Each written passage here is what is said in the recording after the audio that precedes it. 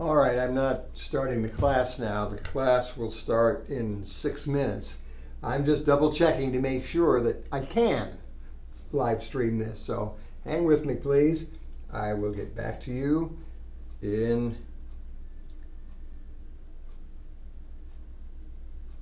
six.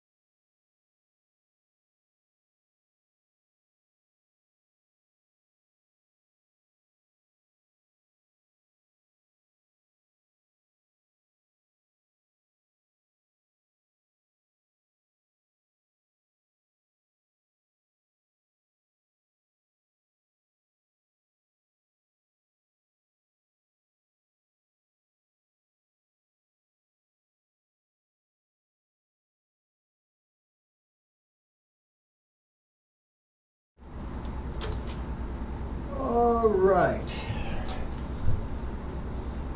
Glad to be with you again.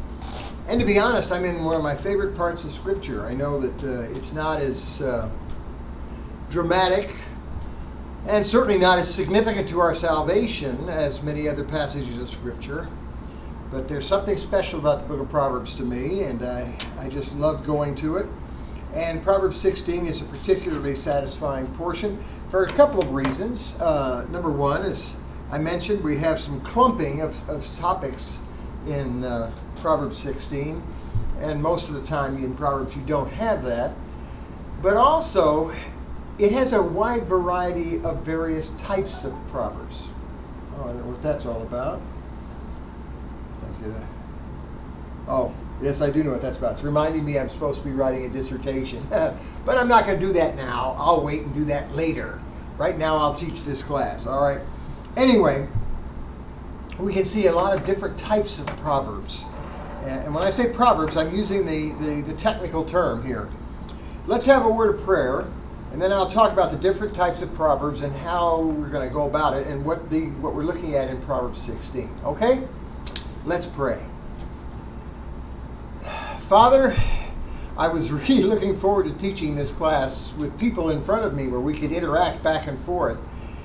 But I thank you that you are a God of grace and you can work through every little detail. So give us the grace to deal with these strange times and to make the best use of them. I pray for both of my students that they would do well, that they would learn the material, and be with me to get myself out of the doldrums that I'm in and get everything graded in return so they have some sense of how they're doing. Although I will interrupt the prayer long enough to assure you that are listening that you are doing fine. Pray, Lord, for those in the class, those whom we members of the class who are wrestling with the threat of COVID-19 and in some cases the fact of COVID-19. In addition to that, we have, even here on campus, one of our own is not with COVID-19, but he is facing some serious surgery in May. We pray that you would prepare the way for him and be gracious unto him, give him peace, and help him to do what he can in the time that he has before he has to go into surgery and be down during a time of recovery. Now, Lord, take the hours we have tonight and make them very profitable. Profitable in two ways, as I pray every week. First of all, that they might be profitable in accomplishing the goal of this course, which is to help my students become better qualified to read, understand, and interpret and apply the book of Proverbs, or the Hebrew text of the Bible. And secondly, Lord, and most importantly, help us to grow in our understanding not only of the text and of the language, but of the author. And I'm not talking about Solomon here, Lord. I'm talking about you. Help us to get to know you better and to live wiser lives because we have spent time considering what you have told us and are teaching us through these passages. Now give me clarity of thought, help me, and speech. Help me to be able to formulate my thoughts into coherent sentences that follow some sort of obvious logic so that the students can keep track of what's going on and won't be lost as I meander through things. I fear, Lord, as I get older that will happen. I've seen it happen to many others. And I know that when it does, those who are doing it don't realize it. So help me to be sensitive and to know when I've lost my way, and to keep on track.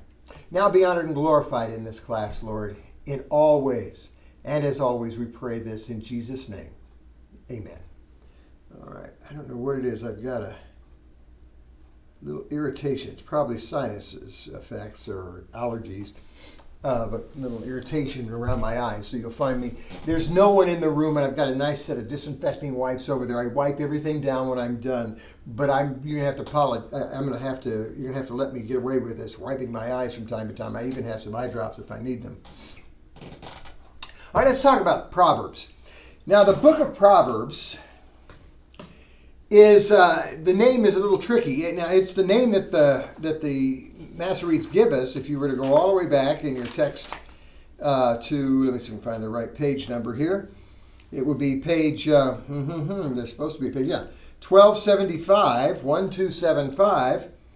And you'll find that the name of the book is Mishlei Shlomo ben David Melech Yisrael. That is, the Proverbs of Solomon, the son of David. Now, when I say there's a certain amount of false advertising, it's not that the Bible is false advertising, not even that the Masoretes in giving it that title, or whoever it was that wrote that little title, probably Solomon himself. That's what I'm assuming anyway. They're not misrepresenting themselves. The problem is the word in English, proverb. We all know what a proverb is. It's a little tiny, little terse piece of text. So that a proverb is things like a stitch in time saves nine. Poor man on his feet is taller than a rich man on his knees. You may not have heard that proverb. That was one that Poor Richard had put in his almanac way back about the time of the American Revolution. Poor Richard being, of course, Benjamin Franklin. But here's the point. The Hebrew word mashal, which is translated proverb, has a much broader sense. And there are actually several varieties of things that are included in here. If you were to go to chapters 29 and 30, you'll find examples of this. 30 is chapter 30 is what I'm thinking about. You have what some people call the quaternaries.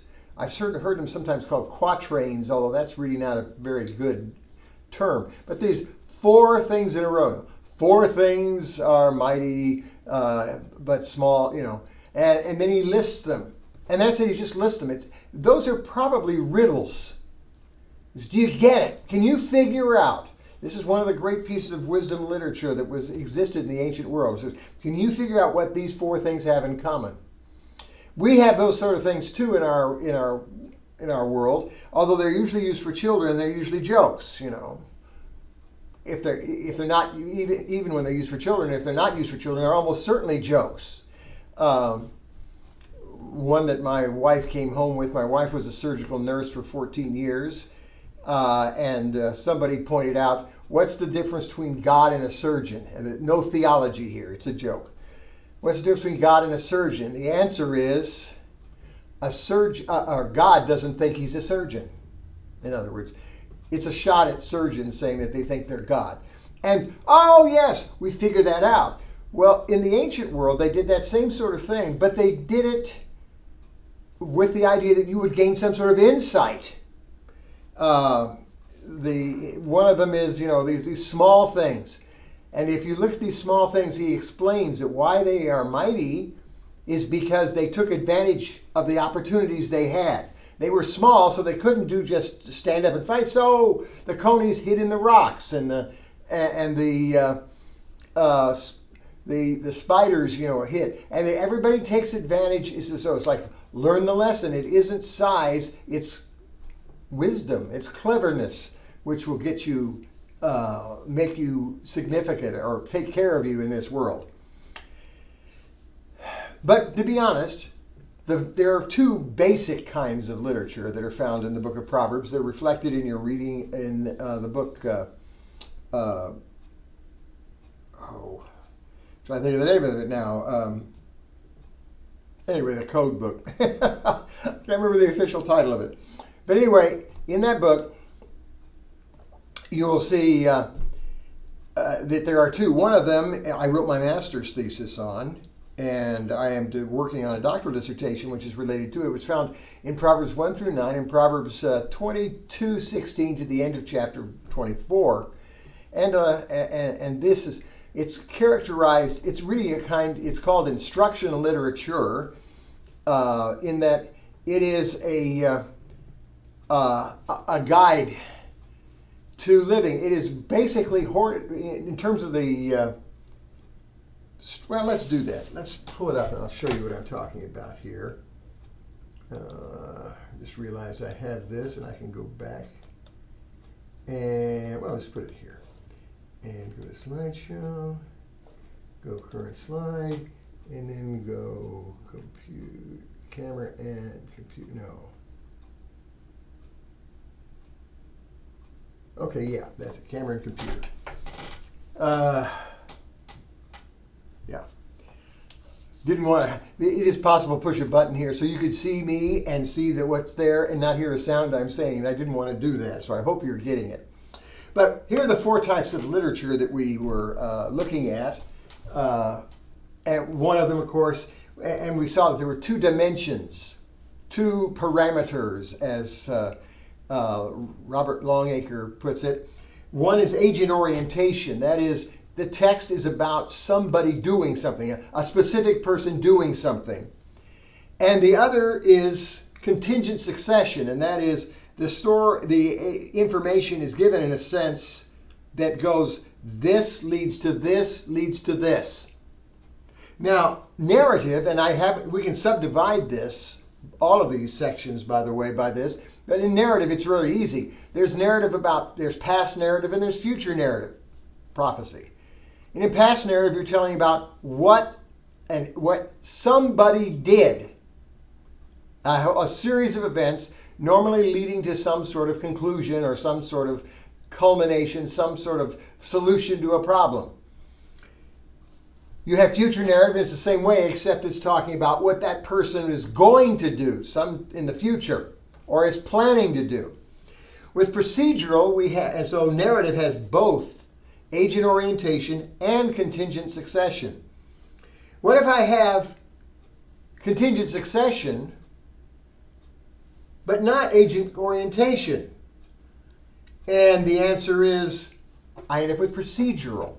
And we saw that we've seen that in some of our examples.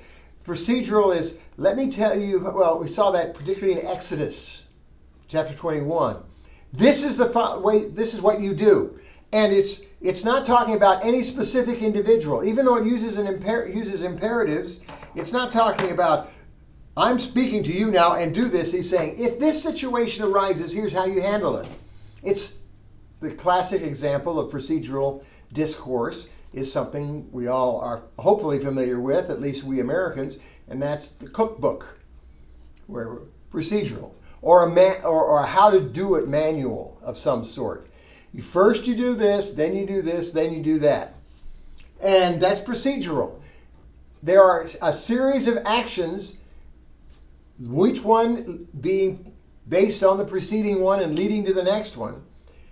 Yet, there's no particular focus on who does those actions. It's the actions that are the focus of attention, not the doer of the action, not the agent, as they would say. That's why it lacks agent orientation.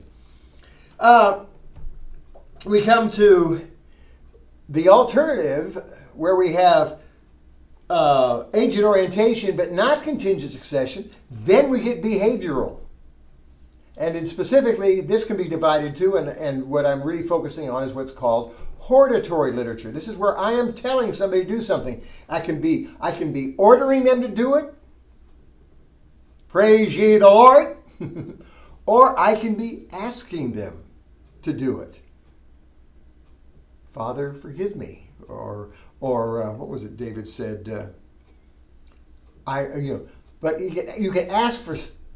And both use the imperative, but the interesting thing is here the focus is on the individual doing it, but there's no sense of it's not, and this will lead to this, and this will lead to this, and this will lead to that. So there's no contingent succession. Now, what I was talking about in Proverbs 1 through 9 and in Proverbs 22:17 through the end of chapter 24, those 2 sections in Proverbs, they are basically hortatory literature. They're a special kind of hortatory literature. They're normally addressed to my son, or at least addressed to the reader. And he says, now here's what you need to do. Often it'll be, if this situation arises, here's what you need to do. Some of them are procedural, but often they're really directive. They're telling you, this is how you ought to live. We're not going to look at those because they're very close to what we saw in Exodus 21. And we only have so much time for this class. The other type of literature in the book of Proverbs is what we in America call a proverb. It's this little short statement. We're going to be in chapter 16 today and next week too, but if you have your Bible, you can look back in your English translation or preferably in your Hebrew Bible, and you can go to chapter 10, verse 1, and you'll find a little introductory title there. It says we're starting to a new phase of the book. It says Mishlei Shlomo, that is Proverbs of Solomon. And then you have the classic proverb in terms of what we think of. Ben Hacham Yishmach Av Uvein Kasil Tugat Imo. It says a wise son makes his father glad, makes his father joyful or happy. But a foolish son is a grief to his mother. Is the grief of his mother, if we want to be very literal in our translation. The idea here being that he, instead of making her happy, he makes her grieve. It's almost like seeing the Lord, the contrast between the Lord in Genesis. On the seventh day, on the end of the sixth day, he says it was all very good. But then we come to chapter 6 of Genesis after mankind has totally corrupted the earth, and the Lord says, I'm sorry I made this place. I repent of it. And that's what he says. You as a child, he says it's addressed to the son. He says a son can have one effect or the other on his parents. He's going to make them happy, or a daughter for that matter, But a child he'll either make his parents happy because of the kind of person he is, or he'll make his parents sad because of the kind of person he is. And these are tricky. And I say they're tricky because, and I'll come back to this screen that I'm showing you in a moment, but think about this. Here's a good example of how tricky. That's a very simple proverb. Everybody knows what it means. The question is, who's it written to? Is it written to a son saying, son, you ought to make your parents happy? Or is it written to parents saying, this is the effect of the children you're raising, so rear them well. So that rear your little kid so he'll grow up to be a wise son and bring you joy, rather than being a foolish son and bringing you grief. By the way, I just mentioned in passing here, as you all know, Hebrew doesn't have a neuter, and so there is no intent, I think, and I could demonstrate this if this is a Proverbs class. There is no intent on the part of Solomon here to say that somehow when a kid turns out well, the father gets all the good out of it, and when he goes bad, the mother has to suffer all the pain. Elsewhere, we're told that fathers suffer for a foolish son, and that mothers bring joy. So in the book of Proverbs. So that's not the point. The two are put, father and mother are put as virtual synonyms. In other words, there's a male parent and a female parent, so putting them together, we're talking about parents. That being said, let's go back now. One of the great challenges in studying the book of Proverbs, and these particular kind of Proverbs in general, is, well, there are two. First, we want to make sure we understand what they are, what they say, because these Proverbs are not like the Proverbs we're used to most of the time in English. I don't know about Chinese Proverbs, except that I know there are Chinese Proverbs. They've never found a culture which doesn't have Proverbs, some form of proverbial literature. It is a very natural part of human communication to have a little slogan. We don't use it as much in English as we did centuries ago or even decades ago. And I say that it's the result of television, or first of all radio and then television. Because advertising has grabbed a hold of proverbial wisdom and turned it into slogans for, or proverbial style, and turned it into slogans for advertising. So, you only go around once in life, so you need to grab for all the gusto you can. That was a very popular advertising slogan back when I was in college and really in high school. And it was a beer commercial telling everybody, if you really want to have some success and be happy in life, make the most of your life, get drunk. I don't know why drinking beer would make your life a better life. I've never drunk beer, so maybe I've missed out. If so, I'm going to continue to miss out, sorry. But the point is, that's one of the reasons we don't use it, and that's one of the reasons we have trouble with the book of Proverbs, is because it has the feel, not the physical feel, but in our heads, it has the sense, it seems like a commercial jingle. And we have learned to go, I'm not sure I buy that. So one of the problems we have with the book of Proverbs, and with these kind of Proverbs that we'll be looking at in Proverbs 16, is that the sense of these Proverbs, just translated literally, and even if they're understood correctly, we have a built-in kind of, I'm not sure I buy that. You know, it's like I get, it's funny, we have caller ID on our telephone. And that's important when you're my age, because everybody is, well, not everybody, but there are a lot of people out there trying to scam us. I don't know how many times we've been called by Microsoft to tell us that our computer has been corrupted, and if we'll just give them all the passwords and information, they'll fix it for us. And I'm sure they'll fix it for us. They'll fix it so we're broke. It's obviously a scam, but they're hoping, because I'm 70, that my mind is not there and I'll panic. My wife's been threatened by somebody was going to come and take her to jail because unless she paid her taxes right now on the phone with a credit card. And so we have we've got all the caller ID up there so we can look at it and say, I'm not going to answer this. Well, it's led to kind of a funny joke between us. I looked down one day and I realized a lot of these calls come in and it says unavailable, meaning the identification of the person is unavailable.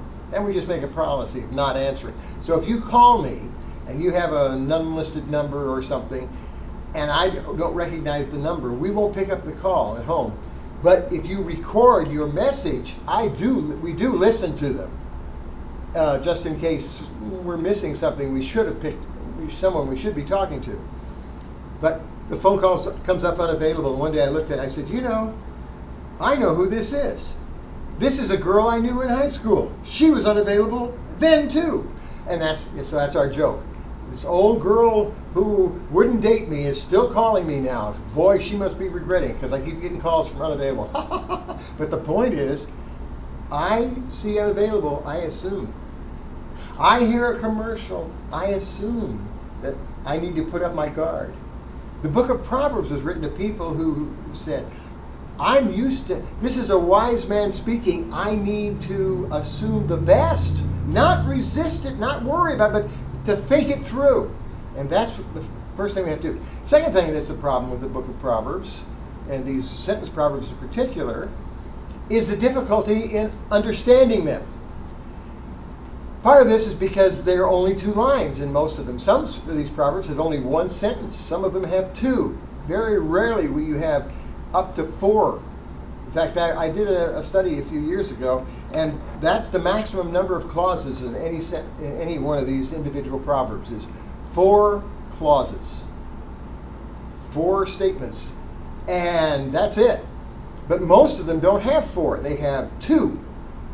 There's the first statement, the second statement, and you've got to wrestle with the relationship between them. And you have to understand what they mean. And in the process, they're going to use. So I don't have context outside the proverb, at least not the kind of context I'm used to in other portions of Scripture. The verse before and the verse after may have nothing to do with the material that I'm looking at in the particular proverb I'm studying right now. So, what kind of context do we have? Well, let's start off with something very basic. Proverbs are like poetry. They have 2 lines. As I like to say, with parallelism, you have, it's like a 2-edged sword. And 2-edged swords come to one point. And so do the Proverbs. So I'm going to look at the first line, and I'm going to look at the second line of the proverb, the first sentence and the second, or first clause and the second clause. And then I'm going to say, when I look at these 2 and say these 2 working together, what is their point? Where do they lead? What's the issue here? Going back to Proverbs 10:1, a wise son makes a glad father, a foolish son is the grief of his mother. And you go, okay, what's the point? Well, listen, the point isn't you make your parents happy because if you're wise, because that's the first line. And it isn't you'll make them sad if you are foolish. That's the second line. It's, oh, a child's character has a direct and deep impact on the well-being of his parents, the emotional well-being, at least, of his parents. How you live matters to your parents.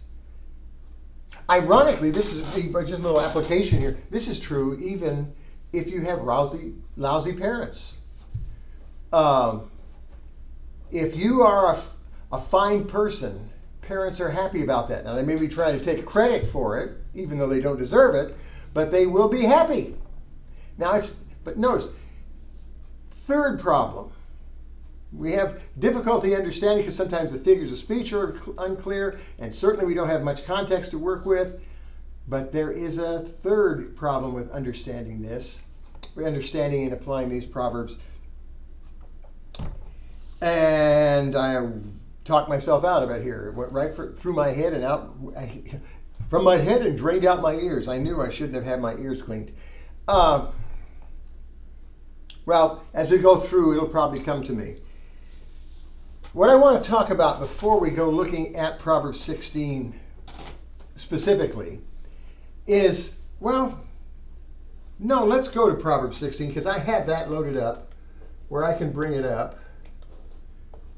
And there we go. And I want to go slideshow from the beginning. And there we are. Now, I think this is working. Let's see if it is. If it's not, yeah, should be. All right, let's take a look at this very first proverb here. This one is a fairly familiar one. La'avam ma'arke lev ume'adonai ma'aneh lashon. I'll get it right here. Now, notice something here. First of all, I read it out loud, and you should work on doing that. And I read it out loud because notice the sound here. We have just looking at it, we see la is to, min is from. So you can say, okay, there's a juxtaposing of two thoughts here with these prepositional phrases right at the beginning. One is to, the other is from. And then notice the middle words in both of them. Ma, arke, and ma, and ne. You say, hey, they rhyme, they have the same vowel, and they begin with the same. They begin and end with the same sounds. Ma in both cases. And you go, this is a kind of a characteristic of Proverbs. They try to make it something that's sort of memorable. So it's got little hooks in it to make it stick and hang in your brain. But what does it mean here? All right. I'll be very wooden with you. To a man is... what was the word I finally decided? Designs. It's a tough word here. Okay. To a man are the designs of the heart. Sometimes the plans of the heart. But there's another word for plans we'll run into later. It's designs. I think is the best I can come up with. You can find other options, I suppose, that will work too. At this point, we're working on what I would call preliminary drafts or rough translations or. That sort of thing, because we're not yet doing exegesis. We're just trying to get the sense of it, the gist of it, and later, if you want to, you go back and you start digging word by word and form by form and grammatical issue by grammatical issue and literary issue by literary issue and put it all together. Maybe do some research of other types of proverbs that say similar things and that sort of thing. But right now, let's just get a translation, and let's start with a very wooden one. This is too wooden. I will smooth it out, but to man. And in the next proverb, he's going to use the word, next verse, which is the next proverb, he's going to use the word ish. But here he uses the word Adam. And Adam refers to, well, it can refer to an individual human male. Normally, Adam refers to a human being in the most generic sense. So I could say to a man, but I'm going to, because a man sounds like an individual, I'm going to translate this to man are the designs of the heart. And notice I put the in there. Hebrew says are designs of heart. There's no the, because he's not talking about a specific man or a specific design or or set of designs or a specific heart. And then I'll translate it woodenly again. And from Yahweh is an answer of tongue. And notice both ma'ake and ma'ane are construct nouns. And so it's the designs, plural, of the heart, and there is the answer of the tongue. The tongue here being used as in a figurative sense. It's talking about a real tongue, but it's talking not about the tongue itself. It's talking about speech, what you say. It's what's called an autonomy of the, or a synecdoche of the agent for the cause for the effect. It's for speech. So it's saying, okay, the heart is what you think you're going to say, apparently, and the tongue is what you actually say. And he says what you think you're going to say and what you actually say, they sometimes are identical, but not necessarily. And it doesn't matter whether they are or not, because the principle is what you think you're going to say is what you think. What you actually say is what God decides. And if you've become a teacher, say you're teaching a Sunday school class, or maybe you substitute teach at a school somewhere or something, you do any kind of teaching or preaching or ministry, it's amazing how often, and I've had this experience over and over again, you think I think I'm going to say one thing. And when it's all said and done, I had one sermon I remember very vividly. I had a very clear plan, very clear outline, with catchy words and everything else. And I don't read my sermons. I have an outline, and then I speak from the outline. As you can tell, I sort of fudge around when I talk. I don't have a neat flow like some guy on the radio or something. But as I was preaching it, it was like from the very second word or two of the sermon, it just went wrong. I mean, it went off in a totally different direction. I kept all through the sermon, kept trying to bring it back, and I finally, at the end, just finished. And I came out, and we were visiting another church, and I was the guest speaker that day. The pastor was out of town, I think on vacation or something, and I'd been asked to come and fill the pulpit. And I remember walking out, and before the crowd started coming out to shake my hand, my wife came and joined me, and I muttered to her, I said, "Well, that was a disaster." And she says, "Are you kidding? That was one of the best sermons you ever preached." And it's like, oh, I was so busy trying to make it the sermon I wrote that I didn't really pay attention to what I was saying. And apparently the Holy Spirit was interested in ministering to those people more or less against my will. But the truth is, it's funny. We think we're going to say something, but we don't. And of course, I've had the other experience, and I suspect you have too, where I say something and the person I'm speaking to hears it differently than I intended it. And so this proverb is saying, look, actual communication involves God. And that's why I say this is a very strong, this verse, and verse 9 is even stronger, is very strong on the fact that God's in control of every little detail of life. Even as he says here, the words that are spoken. The crucial point here is, notice, we have no verb. No. Look at this. We have no verb. I will bring it back up just for a moment. I was a little ahead of myself here. All right. And I would do it by pointing this out, but you can't see the pointer, I don't think. So I will, or maybe you can. If you can, I'll do it here. I can do it this way. Well, I can't. But anyway, notice here are your...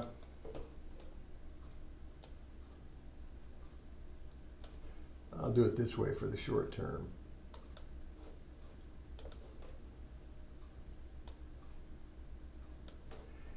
There are your predicates right there. Let me bring it up now so it's more obvious here. Slideshow, current slide. There are two prepositional phrases. Those are your predicates. This is a verb. These are two verbless clauses stuck side by side. I would translate belongs to the man. So it would be the plans of the heart, or my term again was designs. The designs of the heart belong to man, but the answer of the tongue is from the Lord. And so, to man, or belongs to the man, and is from the Lord, those are our two predicates, but they have no verbs. Now, having said that, let's go back and take a look at the other slide I had up a moment ago. There is no contingent succession here. There is a logical sense that I plan what I'm going to say before I speak it, but it is also clear from Scripture that God knows what I'm going to say before I say it, and He knows what I'm going to say before I plan it. So I'm not even sure I can say that from a purely logical or theological point of view that my plans precede God's decision how they're going to work out. So there's no contingent succession here. And secondly, there's no agent orientation. Clearly, a person has to answer and a person has to plan, but we have almost no focus on that person or on people, on either of the persons. The focus is on not even the action, it's on a fact. Two facts are set side by side. Now, if we look at our scheme here, we can say, well, that means it's not narrative, it's not telling a story, it's not procedural, it's not giving us a how to do something, it's not behavioral, it's not instructing us to do something, pushing us to take some action. It must be expository. It must be explanatory, at least in its outward form. It is simply saying, look, this is the way life is. And that's what you'll find in these Proverbs. They are a kind of exposition. Now, the application of these Proverbs is often that we should take some sort of action. This particular proverb is just we gain the insight of saying, okay, don't depend, my plans are fine, but we have the New Testament version of this in the book of James, chapter 4, where he says, we should say, if the Lord wills, we will go and do such and such. And that's basically the focus of chapter 16, verse 1 is, if the Lord wills, I'll say what I plan to say. If he doesn't, it ain't going to happen. I may not say anything. Here's an old proverb in English proverb. It says, there's many a slip between cup and lip. The image is, you think you're going to drink, and it goes back to an actual event. It was a medieval king was raising a toast to victory. And he says, we have won this battle. And he raises the cup to toast the victory. And I forget, he said something on the order of, actually the battle wasn't quite won, but he says, the battle is as surely won as I will drink this. And he got hit with an arrow before the cup could get to his lips, and he dropped the cup, and he dropped too and died, and they lost the battle. And the answer is don't count, or how about this? Don't count your chickens before they're hatched. That same sort of idea. Certain facts. Now, there's many a slip between cup and lip. That's just a statement of facts. You never know what's going to happen next, how things are going to turn out until they do.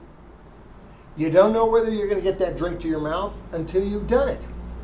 And the sage, probably about it to me, Solomon, here in chapter 16 says that's how it works. Wisdom is knowing that you don't know for sure how it's going to turn out, but knowing God does. In fact, not only does God know, God's in control of it. The answer of the tongue will come from God. Whatever's going to happen is going to happen because God chooses to do it. And so what is the application I'm going to draw from that? That's a fact of life. So how do I live? What difference does that make to me? It means I don't count on my own wisdom. I don't, yes, I can make plans. But as James says, I need to make those plans with the constant recognition that those plans won't necessarily work out. And when they don't, I need to be flexible enough to make the adjustment, because God's in control of the situation. I'm not going to win that battle. I tried desperately to get that sermon to go the way I wanted it to, and it just wouldn't do it. I know it sounds weird to people, like the sermon's something rebellious, but that's almost the way it felt. And so the point of the proverb, and the point I want you to get here, is that let's back off. The point I want you to understand about the type of discourse we're looking at here is that as they are written, while the Proverbs have often very, very clear implications as to how we should change our thinking and how we should change our living and how we should change our speaking and talking, yet they are written as simple statements of fact about life in this world. Now that reminds me what the third and final problem I had was, that I lost a few moments ago. Sometimes they are oversimplified statements of fact. In fact, quite often they are. Is it true that only parents of of wise children ever are happy? No. Is it true that all parents of wise children are happy? No. What are we talking about? We're talking about a generalization. It's something like a statistical truth. 9 times out of 10, or more to the point, if you want to be happy, the best thing you can do, or if you want to make your parents happy, the best thing you can do is to be a wise son or daughter. That's the idea. That's the implication here. These are not statements of absolute reality, universal reality in most cases. There's some exceptions. But they are stated as if they were, because they want you to, the sage here wants you to think, okay. And that's why there's almost never a gray area. You're either a wise man or a fool, because in one sense there really isn't a gray area. A man who's not a wise man is not wise, and that's kind of the definition of being a fool. There's not, well, I'm half wise, half foolish. It's like, well, I'm sort of saved, or I'm half pregnant. You're not. No. There are certain things that are either or. But that being said, there are degrees of wisdom and degrees of foolishness. And for the most part, the book of Proverbs does not wrestle with those. It states them as generic. There's the wise, there's the foolish, there's the righteous, there's the wicked. There is the discerning and there is the gullible. Well, as we work through, we'll see how these play out. We've looked at one already. Let's go back to the text. And you'll learn more about how Proverbs work by actually working with Proverbs. Let me do this first, though. I'm going to go back and take away my marker, lest things get too confusing. All right, we'll go there. That's it. And now we'll go back to slideshow and current slide, and there. All right, that's the first one. And we can see, notice the word order. It's unusual. With verbal clauses in Hebrew, the predicate almost always comes first. With non-verbal clauses, or verbless clauses, if you will, the subject almost always comes first, because we're talking about, and even in this case, we're talking about we're explaining something. So the thing we're explaining tends to come first, although not in this particular proverb. Let me see, I can go on. Let's look at verse 2 and see how this one plays out. And we'll talk about something else in the process. All right. Kol darakeish. I should say that's wrong. Kol darakeish zak ba'enao. Watokein ruchot Adonai.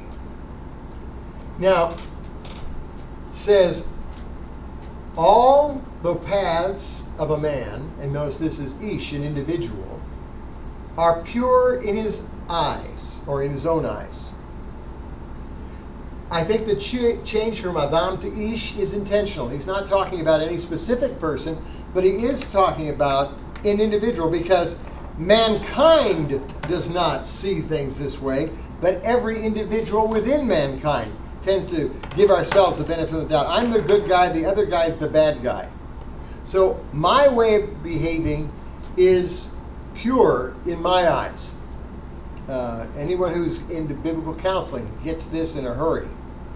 Because when you try to counsel people and you see a flaw in their thinking, you see a flaw in their behavior, you see an improper approach to to how they deal with somebody else or something, and you try very subtly and carefully and indirectly, hopefully, to help them to see the flaw for themselves, the first thing you're going to get is a long list of reasons why that's actually they're right and you're wrong. That you may think that's true, but I've had, when I was a pastor, the one that was kind of the most famous to me, or infamous perhaps, was, well, that was the way it used to be in Bible times, but now it's different. I remember we were talking about, fits our culture right now, the situation we're facing in this country and throughout the world with the COVID-19 and people out of work. And we had some people in the church who were really struggling, and we were trying to, this is my second pastorate here in the Kansas City area, and I met with the board and said, we set up an entire meeting to say we need to set up a plan of how the church is going to minister to the needy, to the people in the church when they have needs. How are we going to meet them? And we talked about various needs, prayer needs, of course, and other needs that generally didn't require much from us, in the sense that, to be honest, a lot of people say, my prayer needs are, I tell you I'm going to pray for you, that I don't, but it makes you feel good that I said it. But then we said, well, what about the financial needs of those who are really struggling financially? And I remember the chairman of the board looked at me and he said, he says, that's not really our problem. And I said, wait a minute. And I read in passage after passage after passage after passage in the New Testament about how we have a responsibility to care for one another and to meet the financial needs of those who are hurting, but wisely do so wisely, not foolishly. And he says, yeah, but that was true in Bible times. But now the government has Social Security and welfare, so that's not our problem anymore. God's using the government and we're off the hook. And I said, where do you see that in this text? Well, you wouldn't see it in the text, but it's true. See, what I'm doing, not giving my money to anybody else, not helping somebody else who's having trouble financially, is good and right. It's pure in my eyes. But then he says there's another side to this thing. That's a fact about human nature that shows up with each individual. I picked that one because it was very graphic to me, but the truth is I could pick ones about myself, but I'm bad enough without telling you about it. But then we have this interesting thing, and notice tokain is a little tricky here, because tokain comes from the verb takan. That is not an imperfect. That is a cal active participle. Notice the vowel pattern. Tokain, co-tail. It's a cal active participle, the verb takan. And take a peek. Show you here. Takan has the idea of weighing or measuring, actually more accurate. But let's see. I'll bring it and show you what it says right here. You can open your own lexicons wherever they are and look for themselves, see them for yourself. And this is one of the tricks of the Hebrew language, is what is a prefix in some cases can also be a main verb, can be a root letter in other cases. So I'm looking here at takan is on page 390, and there it is. It says in the cal it is examine. In the PAL, it means to determine the measure of. So it has the idea of measurement, examining, that is figuring it all out. And so we can say, let's take the word examine. I used the word weighing, because that's what most translations do. But notice it says, but weighing spirits is Yahweh. And again, the predicate is at the end because it's a contrast. It says, so he said, oh, I see what's going on. But weighing spirits, or more accurately probably, the one who weighs spirits is Yahweh. Oh, you know what that means? I'm supposed to stop. Well, you know me. Yeah, I'll stop. But let's come back. Think about that. When we come back, we'll go back to this verse and we'll look at that, and then I want you to see the relationships between the lines. Because while both of them, in both verses, we're going to translate the word but, the word the vav as but in the second line. In actual fact, the two quote unquote buts are not identical in sense. Oh, that would be, I'll give it to you in 10 minutes. Be sure to come back now.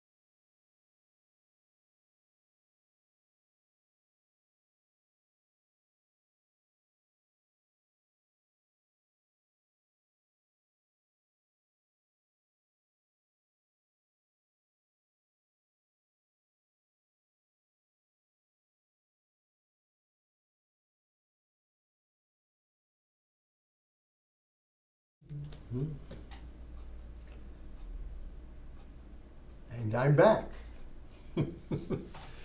I hope you are too, but here we go.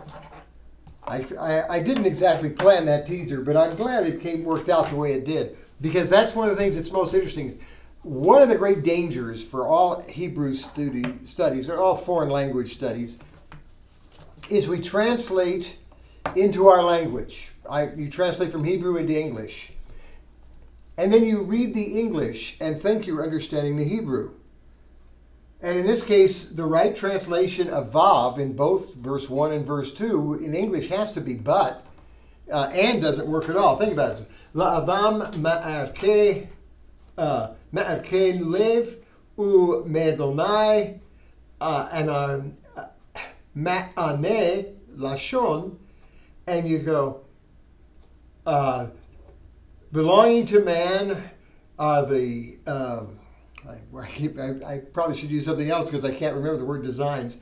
Are the designs of the heart, and from God are the answers of the tongue. Well, that's true. Both are true.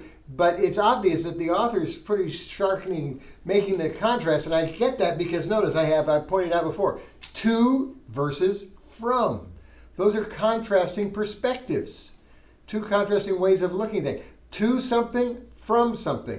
And he puts them right at the beginning to say, these things are in contrast. So clearly we should translate the and here, the wow, as but.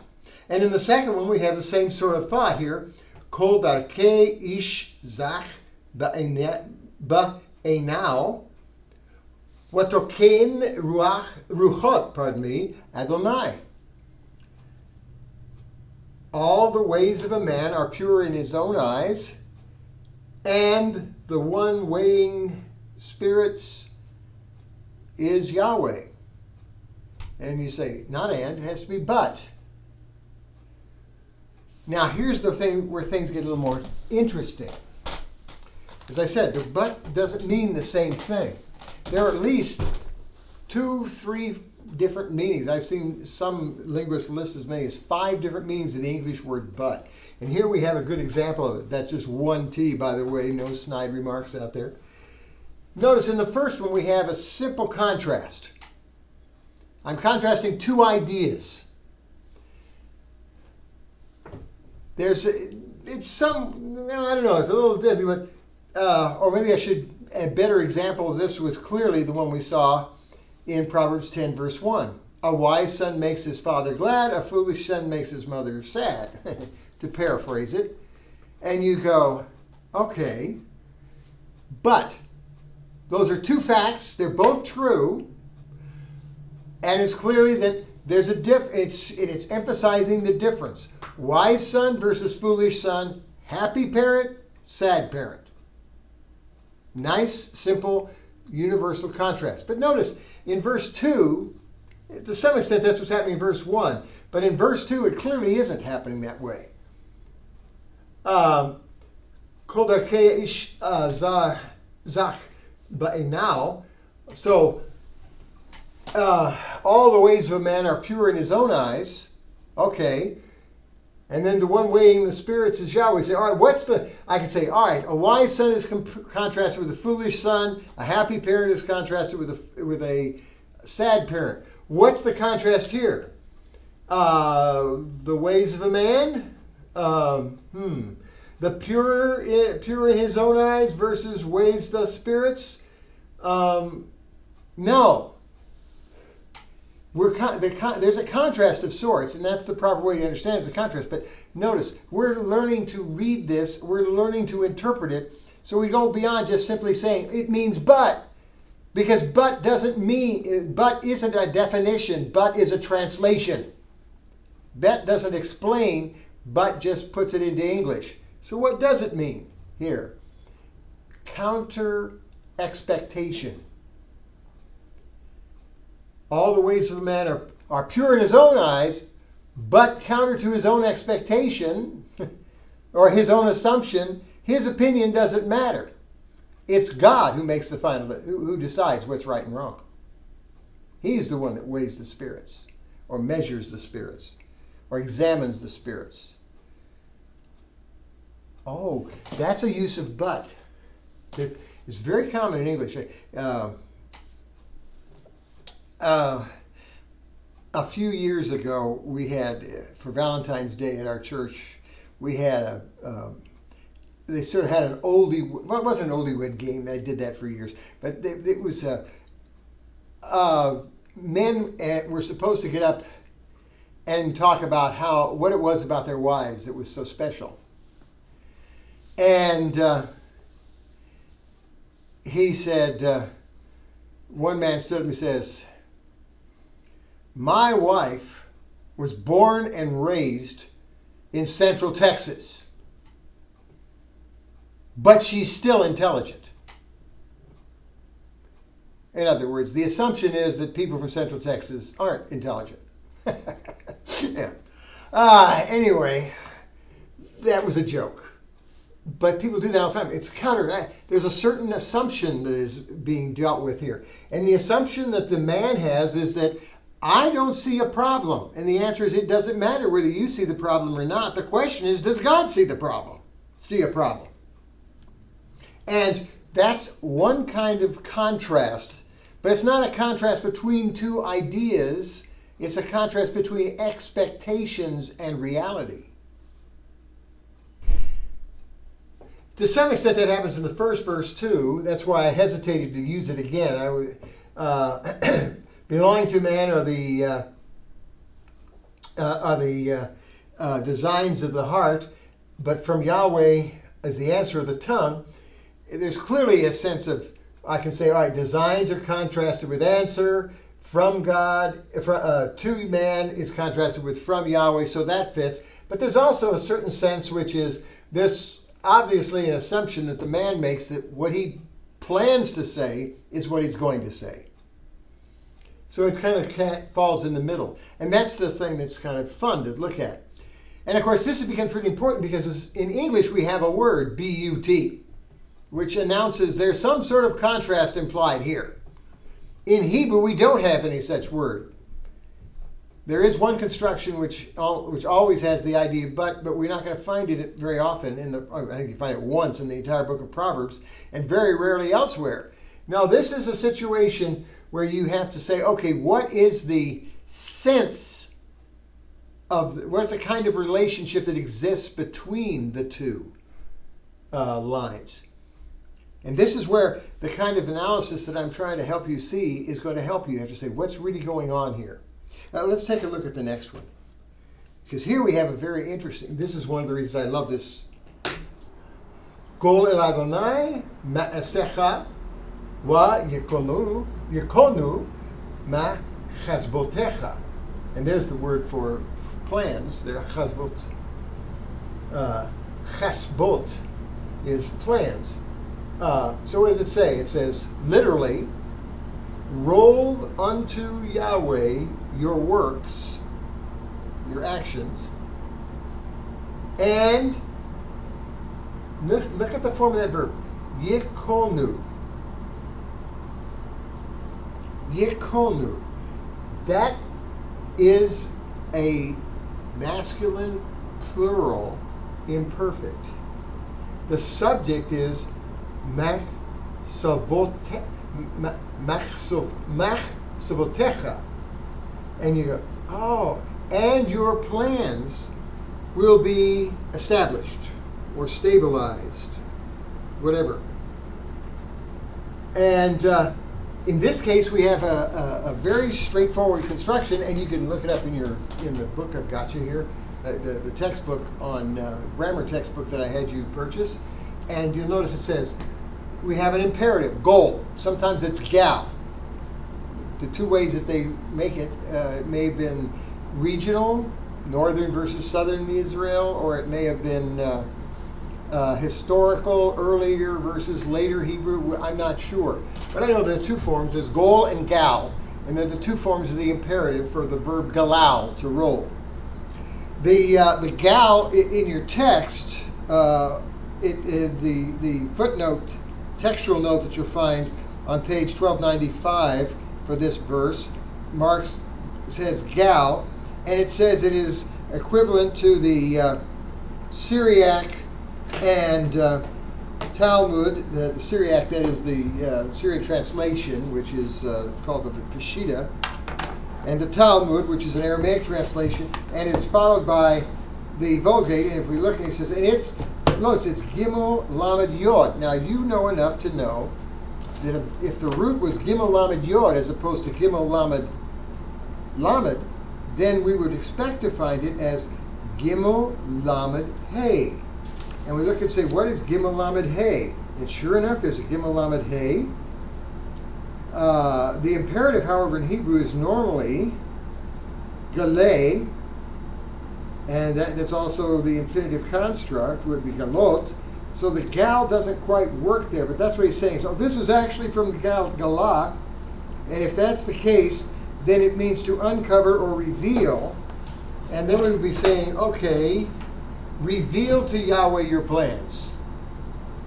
And reveal to Yahweh your works, and all your plans will be sustained or confirmed or whatever. Understood in that way, and even perhaps in the other way, you can have a sense of if you do this, then that will happen. It's almost an if-then construction here. The first line makes a statement instructing you to do something, and the second line tells you the effect, the result that will come from it. But let's be careful. It seems to be, I stick with the roll, which I think it means the idea of, because it's used elsewhere with this idea of rolling, in the New Testament, casting all your cares on him has that same, is built on an Old Testament concept that uses the verb galal. Roll your plans on to, roll your works unto the Lord. The idea being roll them on to God, give them to him.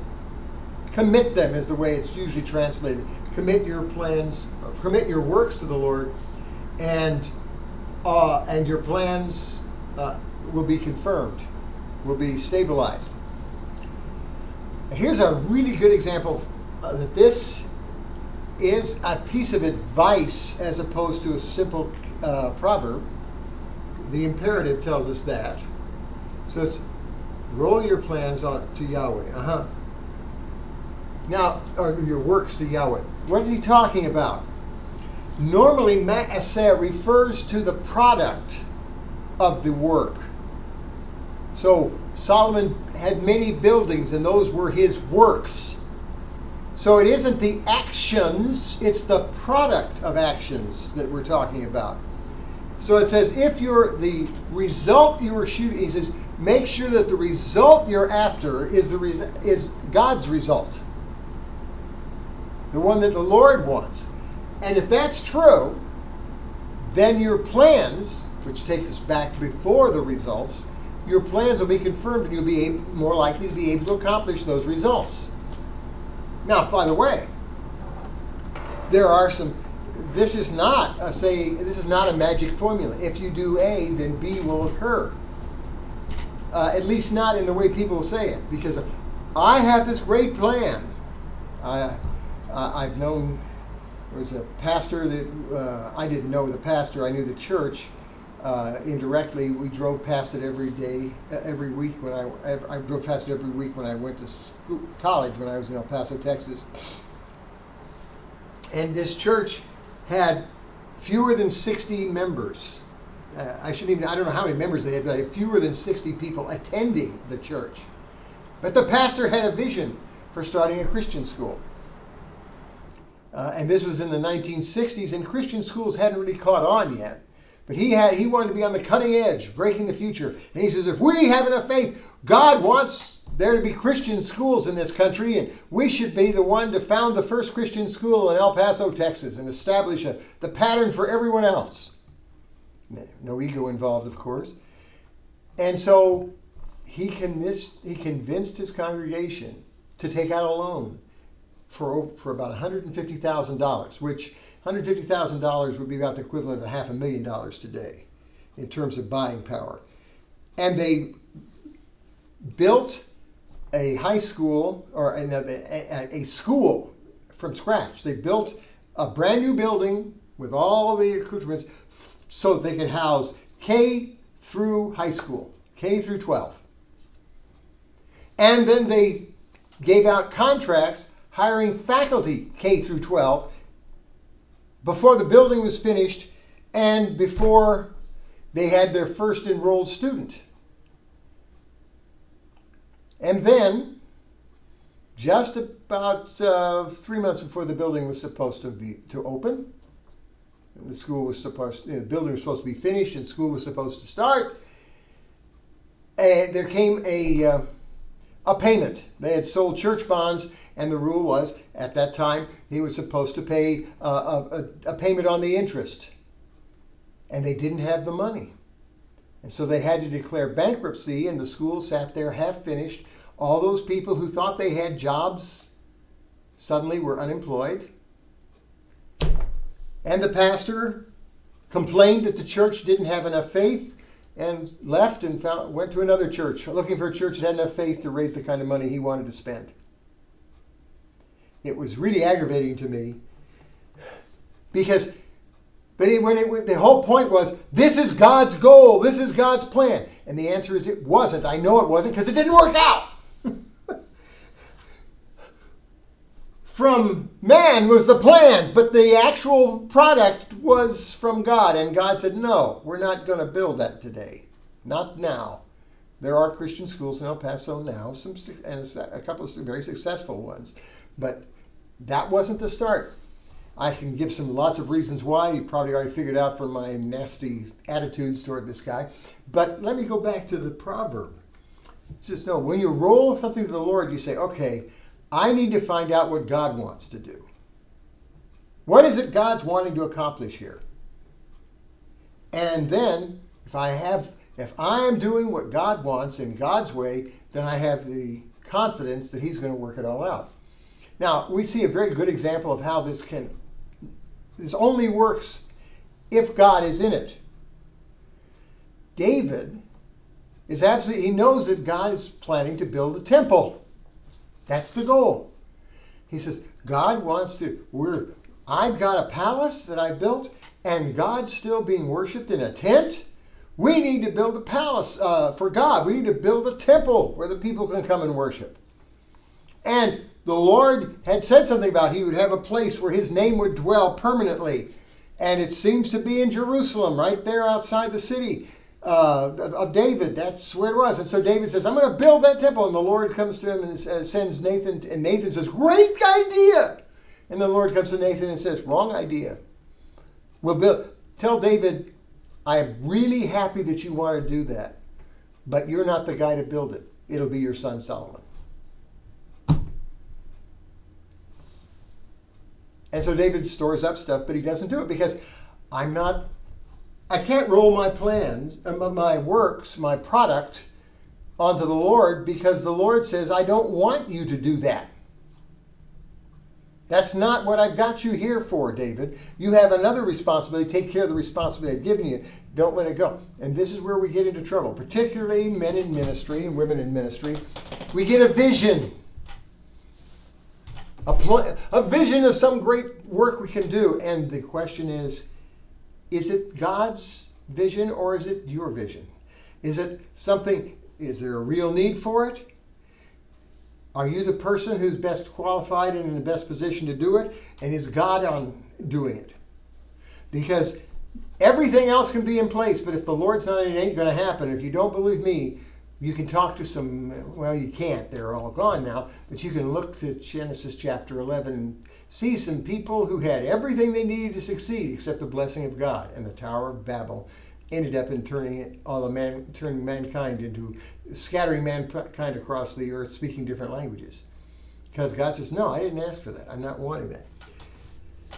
So here we have a different thing. Now, so in first two verses, we have a kind of contrast. More or less a semantic contrast in verse 1, where we have corresponding points that are put in contrast. In verse 2, we have a counter expectation contrast, where there's a certain assumption that is something that is assumed that turns out not to be true. Or it could be, although can't think of any examples right off, but theoretically it could be there's something that wasn't assumed which turns out, or was rejected, turns out was the right thing. But it's counter expectation. Verse 3, the third proverb here, we see a statement and a result. In this case, I guess I can call it command, maybe instruction or guidance and its result. And the result here serves as a motive. Why do I want to really double check all that I do to make sure it's moving toward an outcome which is the outcome God is wanting from my plans and from me? This is because that's the only way you can hope to have success. Now, you may think you're on the right track. David did, but it turns out you aren't. So this is not an ironclad guarantee. You convince yourself it's right, or, as I've known people, if you just believe hard enough, you can break God down and he'll eventually let you do what you want. Lots of luck with that. No, this is simply saying something that our plans and their impact, the effects of those plans, ultimately are utterly dependent on the approval of God. So it's very similar to the thought, the same basic point of view that we find in verse 1, but this is put in a slightly different way. Now let's take a look at verse 4. Here's the humdinger. This is the one you've been waiting for, because this is a tough verse. There's all if you did any checking in commentaries, you went round and round, because they do go round and round. If you chose a commentary and you think you know the answer, then you're in trouble, because every commentary has their own perspective on this. Not quite that straight, but there are some options here we have to deal with, and I'll tell you how I decided, but I will let you, don't worry, I'm not going to kill you if you don't agree with me. Maim you a little maybe, but no, I won't. All right. Kol pa'al Adonai lama'anecha, lama'anehu, wagam rasha layom ra'ah.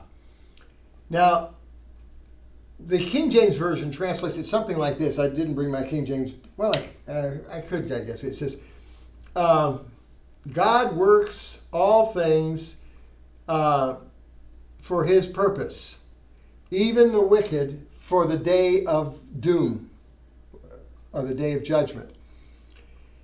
That's not, of course, what the text specifically says. That's an interpretive decision that the author made. If we take this word for word, we have all things, which the word kol in Hebrew is a masculine singular noun. It's not an adjective, it's a noun.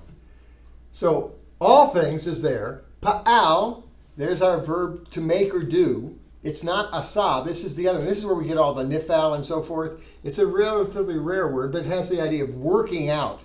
So I have strong sense that this verse is somewhat behind Paul's statement, God works all things together for good. Or all things work together for good. We have the pa'al here. Yahweh works all things. So it's all things works Yahweh. Or Yahweh works all things. Notice direct object is the first word. And I told you that's unusual. That's unusual in narrative. It's unusual in imperative. And it is unusual in Proverbs, in expository. So this is definitely wanting to focus on the all here. All, if you're going to do, you might underline it. All things Yahweh works. And then we have that funny word, la-ma-and-nehu. Now, if you looked it up in your lexicon, I hope you were smart enough to read everything. Because there are two. The Holiday Lexicon that I had you purchase last year lists two different words, ma and ne. Or ma and ne, actually. And let's go there and see what it says here. The one is obvious. That's the word answer. And they say, but there's another meaning, another word. And that's there we go. All right. Ma'aneh, one, on page 207, second column, toward the top of the page, is answer. And he gives Micah 3, 7, Proverbs 15:1, and 23, Proverbs 16:1, and Job 32:3 and 5. And then there is verse and that 2, Roman numeral 2, which is purpose. And then it says Proverbs 16:4, and then there's a little dagger. You know, that little, looks like a cross, but it's called a dagger. Now, if you go back and you've read the beginning, notes at the beginning of your lexicon, so you know how it's worked, you know the dagger means this is the only place in all of Hebrew, in all of the Bible where it has this meaning. It turns out it's also the only place anywhere else that it has this meaning. But they argue it this way. If I were to go to the bigger lexicon, the 5-volume lexicon of what's called Halot, the Hebrew and Aramaic lexicon of the Old Testament, then you find that they have a little thing that says it's related to, there's a derivative from this meaning, which is the word ma'an. And you go back and look at ma'an, and it says, oh, la ma'an. And you say, what is la ma'an? With regard to, for the sake of, because of, in order to, in order that, so that. It expresses cause, purpose, or result, which fits with the idea of purpose here for the word ma'aneh. And to solve the problem, they say, well, it's obviously two roots, two different words. Why? Because it doesn't make sense to say answer unless the text doesn't say exactly what it means, what they think it means. Literally, as I said,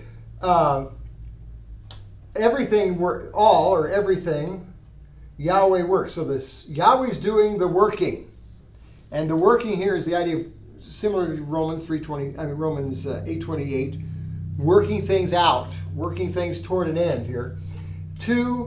And then they says his is obviously Yahweh's, or it's not.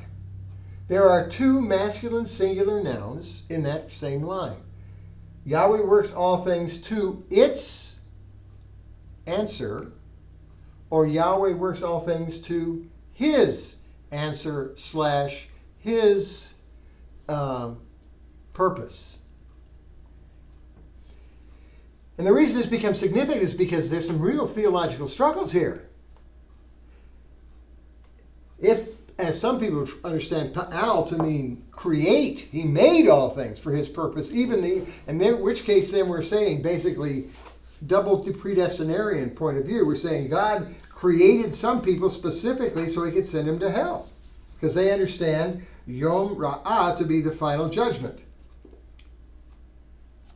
Let's see what I didn't look this up because I know the word Pa'al, but let's see what our lexicon says about Pa'al, its meaning. As I said, it's not that common in the Old Testament, but it's not so uncommon that we don't have anything to work with. All right, Pa'al means to make, to commit or practice, to work a material, to accomplish or perform something, to make something into something. And let me see, do we have, sometimes they'll give us help here. Do we have make with la. Do we have la here? We have a la here. So it says to make something into something with la. That would be Psalm 7:14. And I'm going to cheat here. And I didn't bring my entire Hebrew Bible, the big one that I carry with me, but let me go to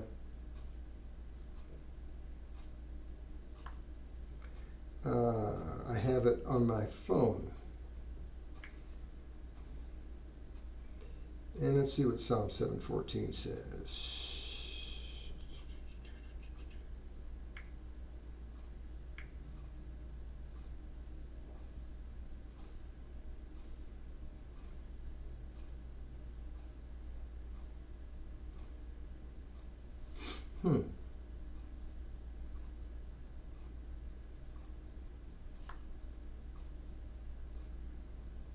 Cheat a minute, save myself some time.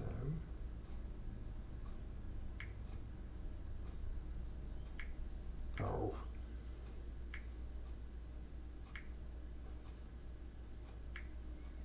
My phone half the time it doesn't like my fingertips. Today it can't seem to, and just the slightest brush and it's jumping at me. Okay.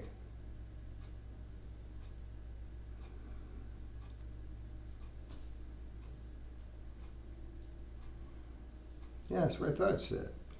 He prepares for himself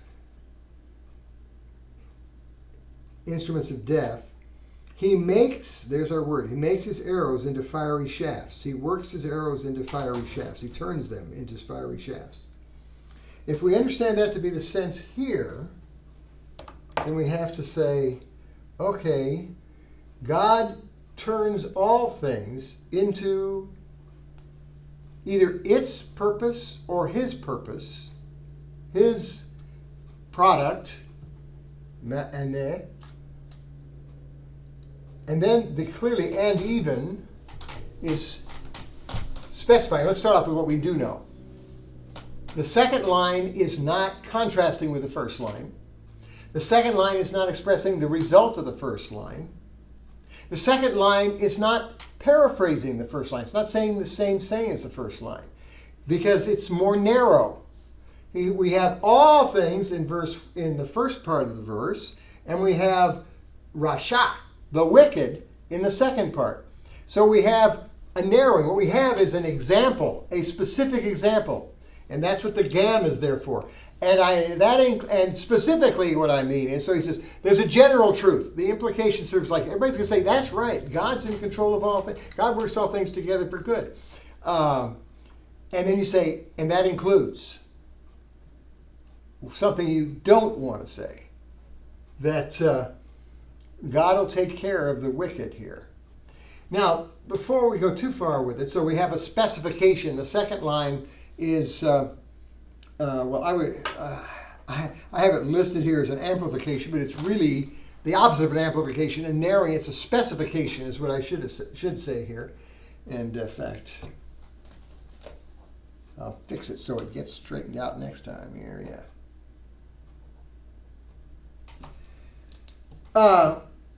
A specification. I'm being more specific. I give you a general truth and then I narrow it down to a specific example, a specific instance of this truth at work. So let's work from that second line. Even the wicked for evil day. Now, as I said, the King James Version, this New King James, I think it follows the King James. Let's see if it does. 16:4. Yes, it says, even the wicked for the day of doom. It says, the day of doom. Now, take a good look. There is no article there. And Ra'ah doesn't mean doom. It's not the day of judgment. It is a day that is Ra, bad, for a bad day, for an evil day. Evil in the sense of it can be sinful, yes, but most often Ra has the general sense of the English word bad. A bad tooth can mean because it's painful and it doesn't do its job. So it's bad in quality, it's a bad day. Now, I don't think he's meaning a bad day like, man, I'm having a bad day. You know, I stubbed my toe a few minutes ago and it aches a little bit. Not that kind of a bad day. But a day where bad things happen to him. Now, I mention this for a couple of reasons. Number one, we have no clear example in the Old Testament, early in the Old Testament, in the days of David and Solomon in particular, that we have no clear passage of Scripture which indicates they had a clear understanding of the concept of hell. The idea that people were going to be condemned to hell. There was a clear understanding that after death there was judgment, and that judgment involved death. But what that meant and how that worked out wasn't clear at all. They knew judgment was coming because God is a just God, and they recognized that not every sin and not every sinner gets what they deserve in this world. So there must be some consequence later in the afterlife. And how that worked out and the specifics of it, we have a much clearer view than they did in the days of Solomon and the days of David. And so I think that this would be a passage where we are reading a very specific New Testament concept, which really wasn't even clear in the New Testament until really the book of Revelation.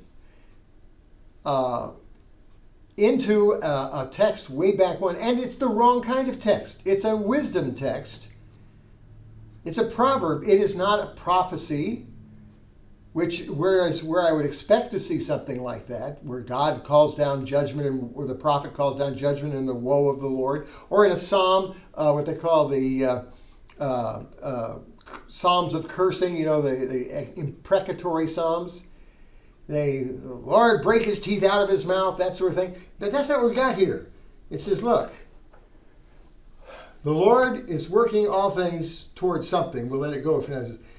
And specifically saying the Lord is working or causing or moving the wicked to a bad day, to a day of bad things happening, of evil things happening. It would be a day of some sort of judgment. It's not clear that it's post-death, though. It just says, it's basically saying God's just. It'll be taken care of.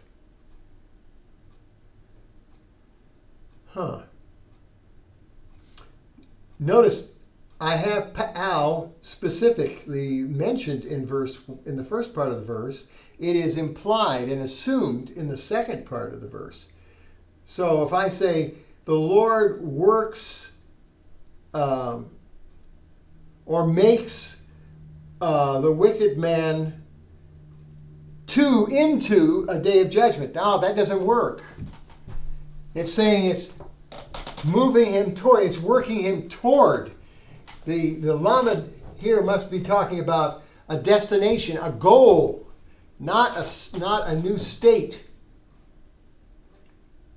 And so maybe it is the Lord makes all things to his end. Now, crucial point is it's not saying God created people to send them into judgment or to send them to hell. What it seems to be saying is that Yahweh, however we deal with Ma and Ne, and I'll let you tell me about that. I haven't read your word studies yet. But however you deal with it, it's clear that the Lord is moving, is doing something. He says all things are going to turn out the way God intended. Perhaps the better example is Ephesians 1:11, I believe it is. It says the Lord works all things after the counsel of his own will. He says the Lord is working all things to where they ought to be. And he says, and that includes evil people will end up with what they ought to have. They'll get what they deserve. They'll go into a bad day, a bad time. Now that might be a bad time here on earth. It might be a bad time after death. And of course, we who have a clear understanding of the gospel say that bad time might have taken place on the cross. Because Jesus took our bad time, our hell, and bore it in his own body on the tree. But the idea here seems to be that, look, God's going to work it all out. And that includes wicked men. Now you see how this proverb could be used. This proverb is focusing on, would be totally appropriate for somebody who's dealing with a very wicked person. Perhaps in my lifetime, one that I think about is, or what's his name? I started to say Harold. It wasn't Harold, but the founder of Playboy. That entrepreneur made literally millions and millions of dollars. I don't know if he ever became a billionaire, but he got up there by promoting sexuality as illicit, unbiblical sexuality as moral, and biblical teaching on sex as immoral. He, in his early writings in Playboy magazine, Hugh Hefner, that was his name, in his early writings, he said that his goal was to get rid of the Christian ethics, that Christians were, and the Bible particularly, were all messed up. They didn't understand that sex was normal and good and it should not be restricted to marriage. I mean, he took the Bible and was checking off all the things the Bible says you shouldn't do, and he says, yes, you should, yes, you should, yes, you should. And you know what the consequences of that was? He became very wealthy. He became very popular, very well known, very famous. He became very powerful and influential. And he lived a long life and stayed healthy almost to the very end. I remember hearing when I was a kid, people at my church that we were attending at that time saying when Playboy opened their first bunny club, the first Playboy club, they said in a couple of towns, and they said didn't help, not in our town, but it was big news, and they said, you wait and see, God's going to put him through hell on earth, and he didn't. And you say, but look at how all the terrible things he's done. Look at all the people he's encouraged, all the women he encouraged to be abused. All the men who he encouraged to be abusers, to think of women as sex objects alone, not like they're real persons, they're bodies. This guy deserves, and the answer is yes. And we need to, and they go, take a deep breath. God works it all out. But I don't see it. Doesn't matter. God works it all out. See, that's what the proverb, I believe, is telling us. It's saying, when you know the general fact that God's in control of everything, then you can relax about anything. The fact that God doesn't do something. A man commits a murder and he gets off on a technicality. Let's say he killed my brother. Oh, I got better. He killed my father. My name is Inigo Montoya. You killed my father. But God will take care of it. You say, huh? We can let it go. We don't have to hold a grudge. We don't have to get involved. Why? Because we have the assurance that justice will be done. However sinful and horrible their behavior, their influence has become, whatever, God will balance the budget, balance the books. He will make sure that people get what they deserve. And by the way, that's true of you and me too. Only we get what we deserve on the cross. All the horror of hell that should have been ours was paid for by Christ. And that's the reason God can forgive us and admit us into heaven. Because God does balance the books. But the proverb isn't talking about ways of salvation. It's talking about the assurance that somebody who feels victimized can have that that justice will be done. Even if it's not done by the king, even if it's not done in their lifetime, even if the person who did it doesn't ever suffer one moment during his life, it will be taken care of. Because the same God who is in control of the plans and who decides and evaluates the spirits and the outcomes is the God who takes care of justice. And if you think about it, this is one of the crucial points about having an omnipotent and omniscient, omnipotent and in this case, sovereign God. He has the power and the right, the authority, to deal with every situation. And that means I can trust him. I can relax and let it go. What was that?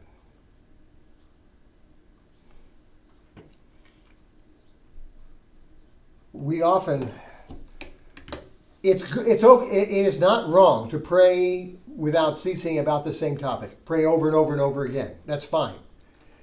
But there is a difference between, we need to pray in faith.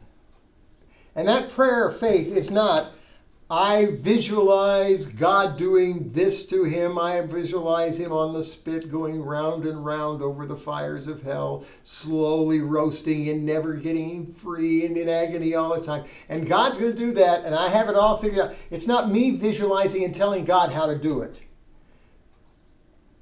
The prayer of faith is a prayer that says, I know, here's the problem, Lord. I know you, and this is unjust, this is improper, this is unfair. And I know, and I'm asking you to deal with it. And now I'm going to leave it in your hands. I'll mention it tomorrow, but I'm not going to worry about it. I'm not going to give you a list of specifics I want you to do, and how I want you to make him hurt, and when I want you to do it, and how much I want you to do. No, I will trust you. That's the prayer of faith. The faith is, I trust God not only to answer my prayer, but to answer it in the right way as he sees fit in his time and in his way.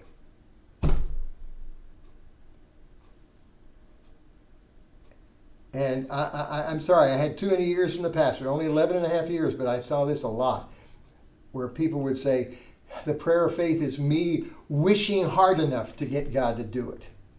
And that's not the point at all.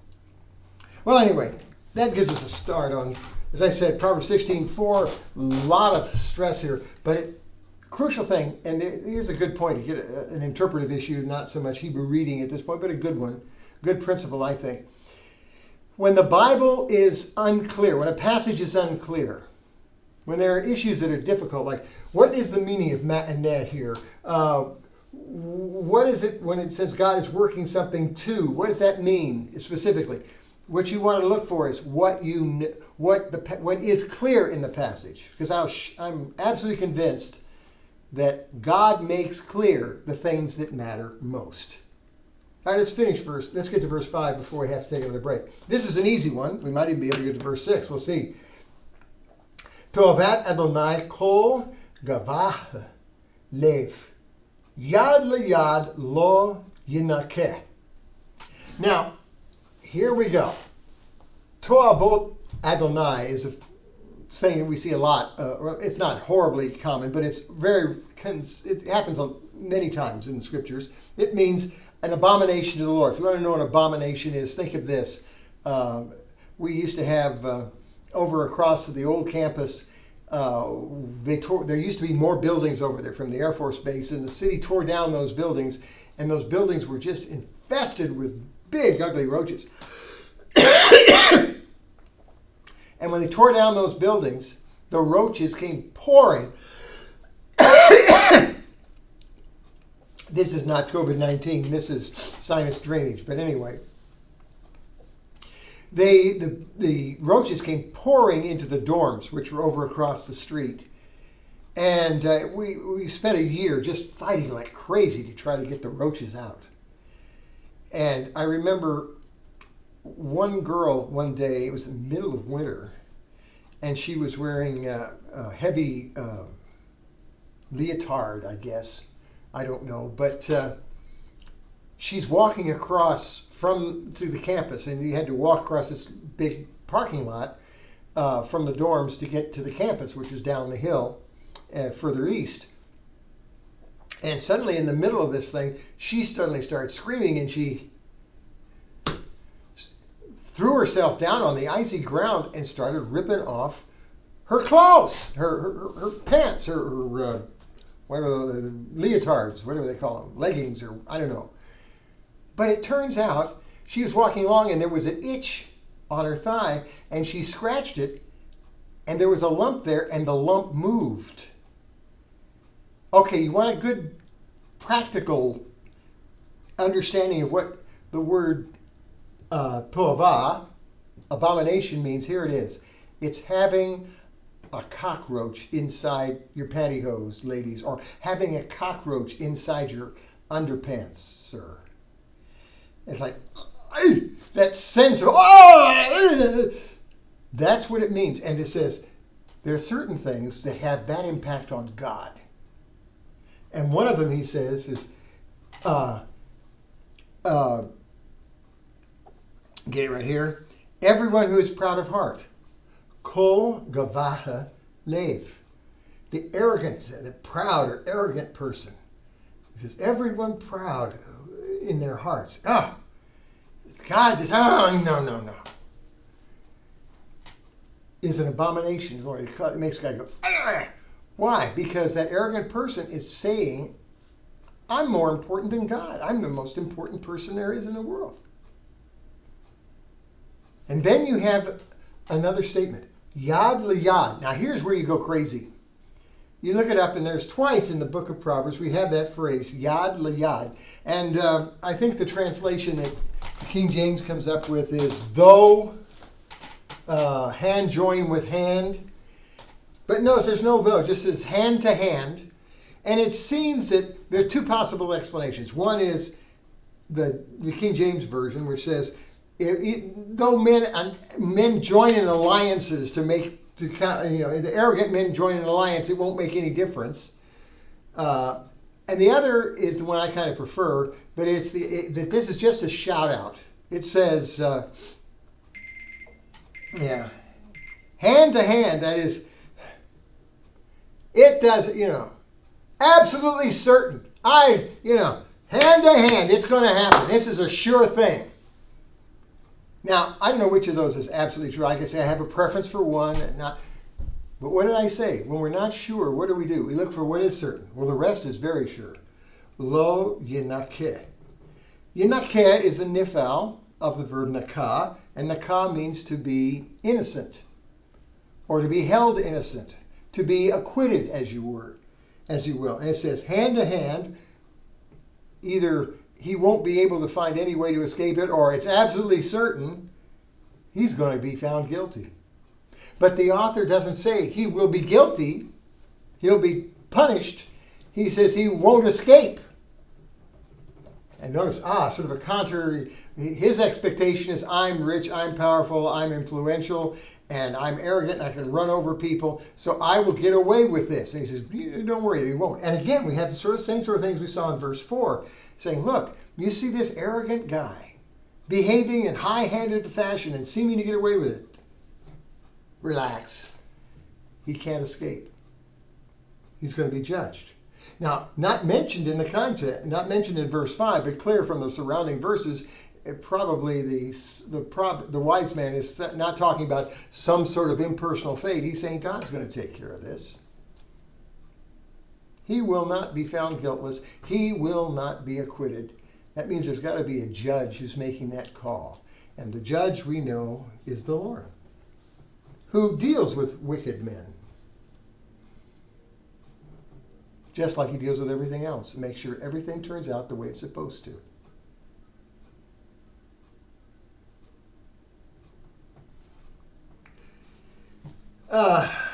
Again, even though we have an imperfect here, and the perfect in verse 4, and the imperfect in verse 3, we are still looking at what I earlier labeled expository literature. He's describing the way things are. Not, even though I translated will, hand to hand, he will not be found guiltless. This is not a prediction. He's simply saying it's not the kind of thing that ever happens. It's a done deal.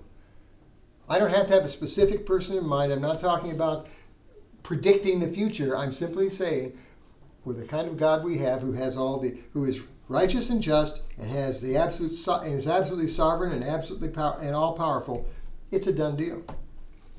Now, again, look at the relationship between these things. Verse 1, we have contrast. Verse 2, we have contrast. Verse 3, we have result. In verse 4, we have specification, narrowing it down, or focusing down, if you wish. And now we have result again. It says the result of this principle, because it is an abomination to Yahweh, an arrogant man is an abomination to Yahweh, therefore we can rest assured that that man will not escape. Because he'll have to escape Yahweh, and that doesn't happen.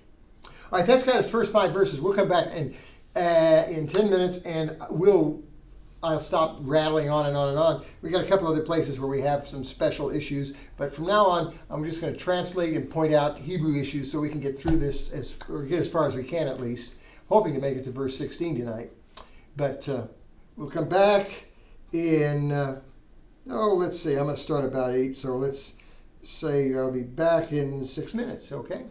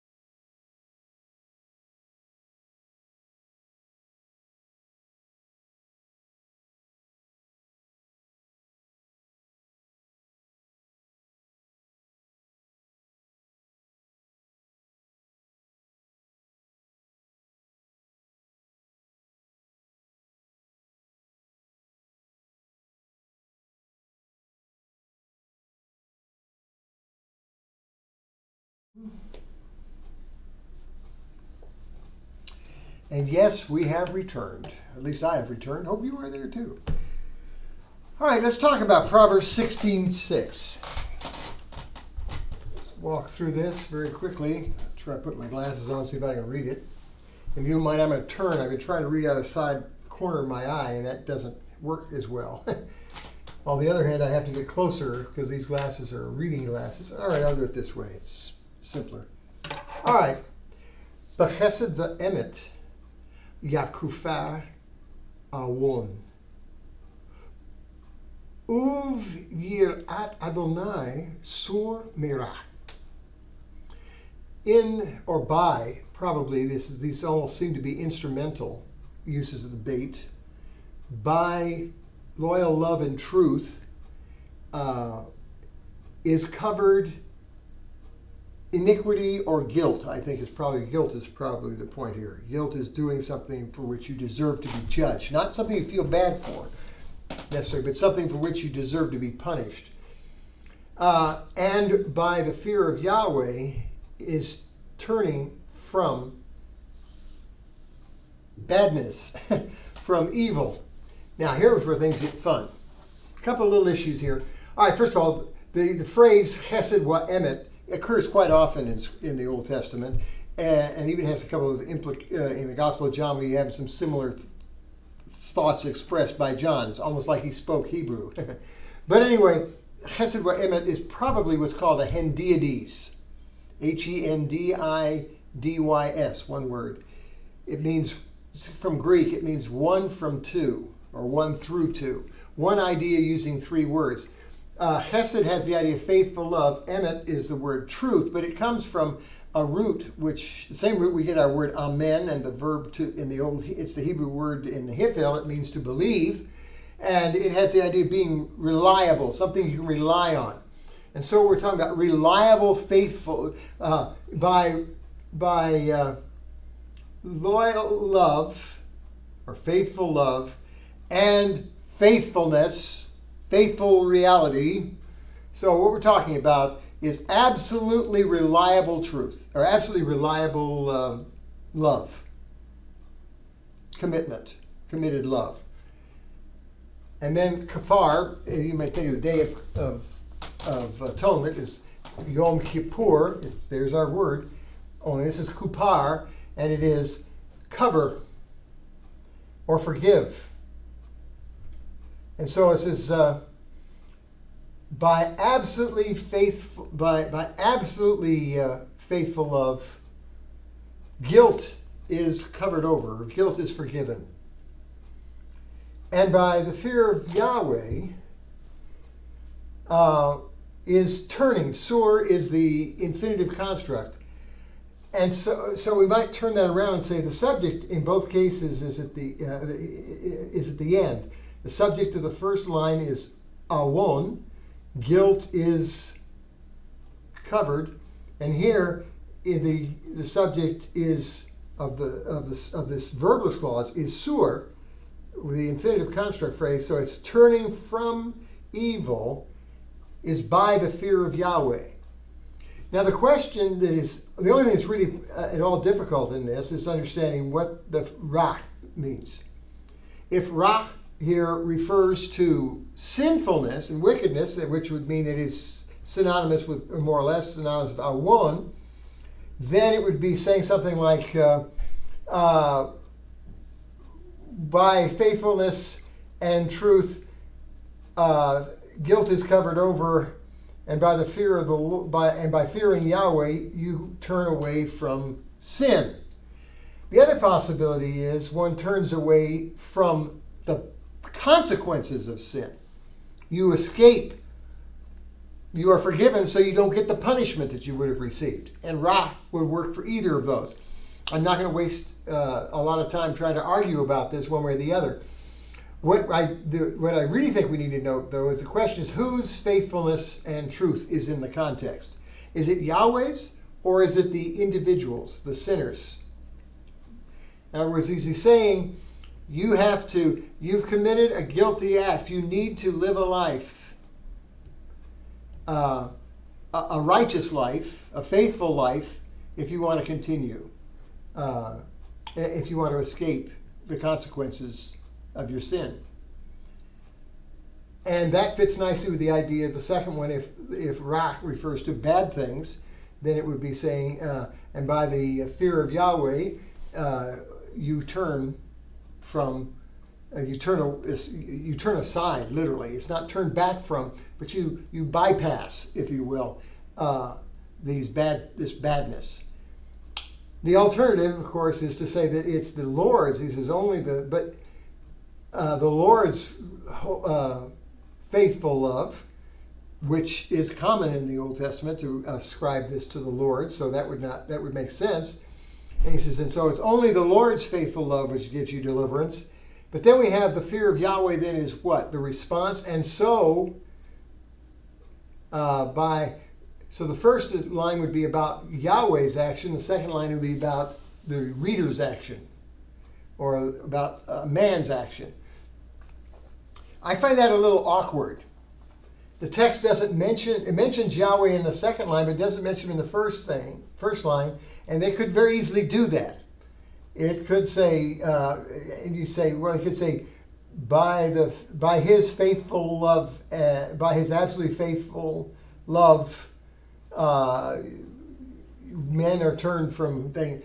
That's possible to say that without making this a very lengthy, a much longer proverb, or adding any really significant syllables.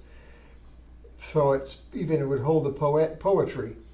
So I think that in both cases it's talking about the human being, and what he's basically saying is not you have to earn forgiveness.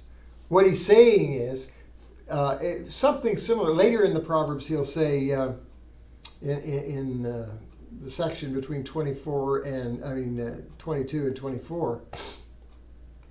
How's the word? It says,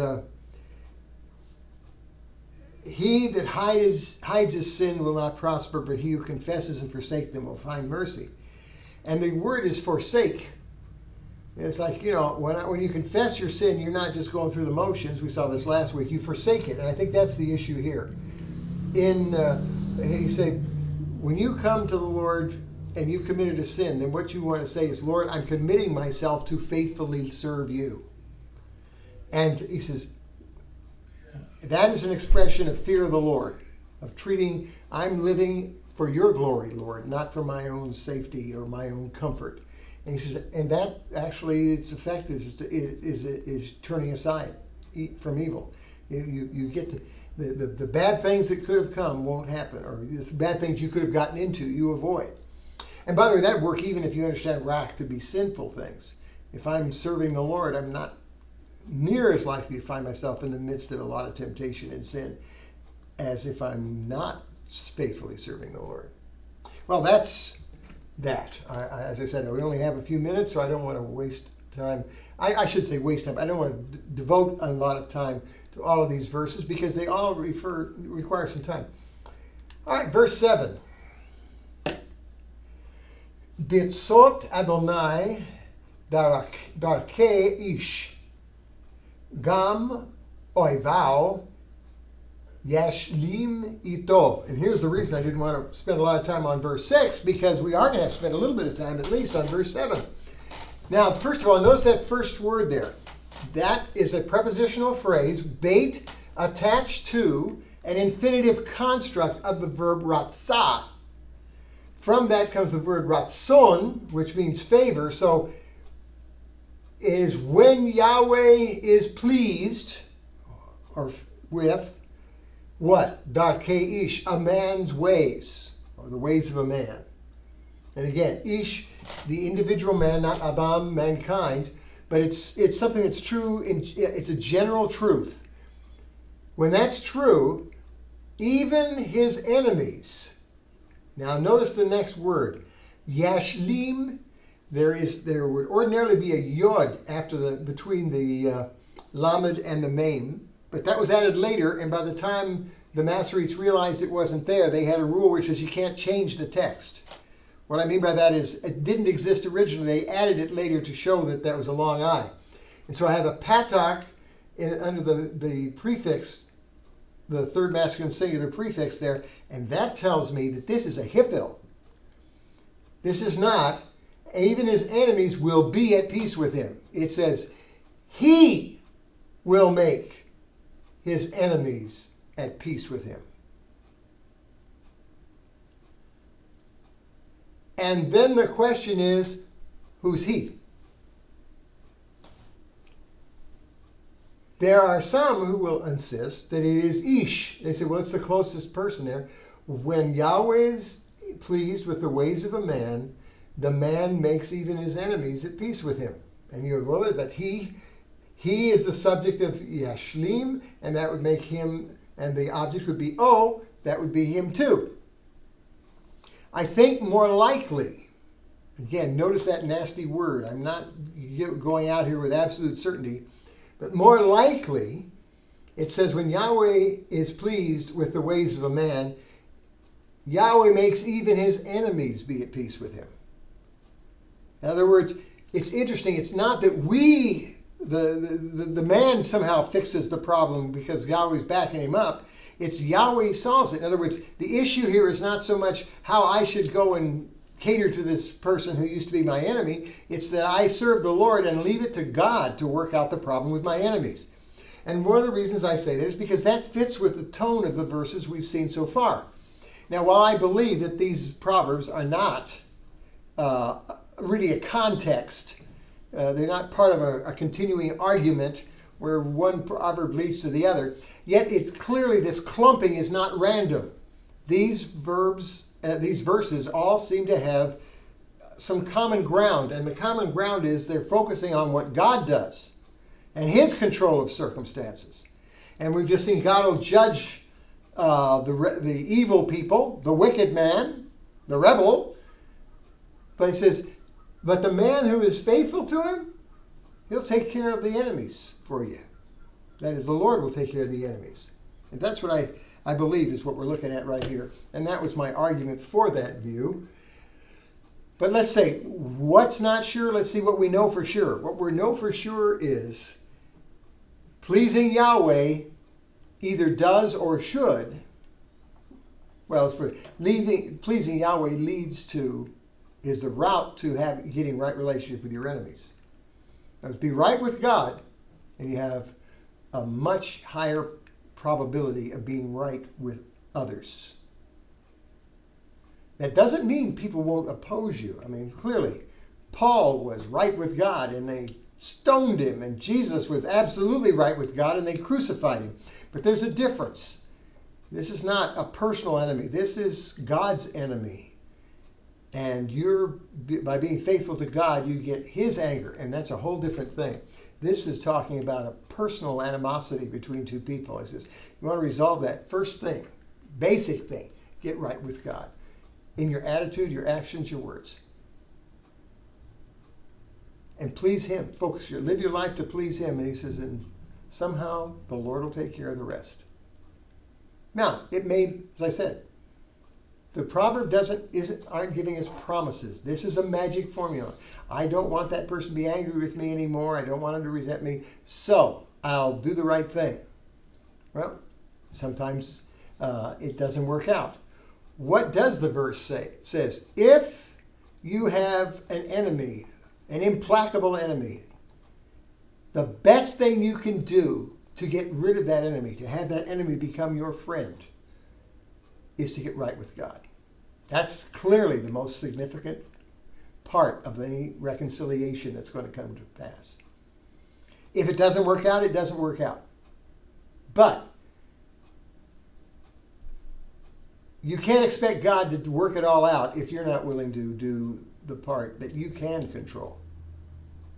That was one of the frustrating things when I was pastoring, frustrating for others when I was pastoring. I have a woman come in and want to complain to me about her husband or about her teenage son or about a friend that she was having trouble with. I had all three of those things happen. And I mentioned women because women come in for counseling more than men, not because they're worse than men, but because they're more willing to be instructed than men. But I was not as comforting to them as they wanted me to be, because I would always start off by saying, all right, what can we do? What can you do? And what they wanted me to know, you're supposed to go and straighten my husband out. I said, well, no, wait a minute. Your husband's not here. He didn't come and say, I want this problem solved. So let's start off by talking about, you're here. What is it that you can do? And that's what's happening here in the proverb. He says, look, your enemy may have a real grudge against you that it may be totally unjustified. But here's the point. You can't undo that. But you can get right with God and make sure that you don't give your enemy any basis for his hatred. And then, hopefully, by God's grace, the situation will be healed. And that's the most you can do, the best thing you can do to make it better. That's how the Proverbs work. They're giving you the basic principles, but in actual specific cases, we have to deal with the fact that the other person has a will, and there's some people who are just incredibly implacable and bitter. I read a book about a couple in Europe. This was a couple of years ago, I guess. A couple in Europe who, after World War II, they got married right after the war. They both had been through the death camps and survived. And they got married. And then they had a bitter argument. And they lived together and never spoke one word to each other for another 50 years.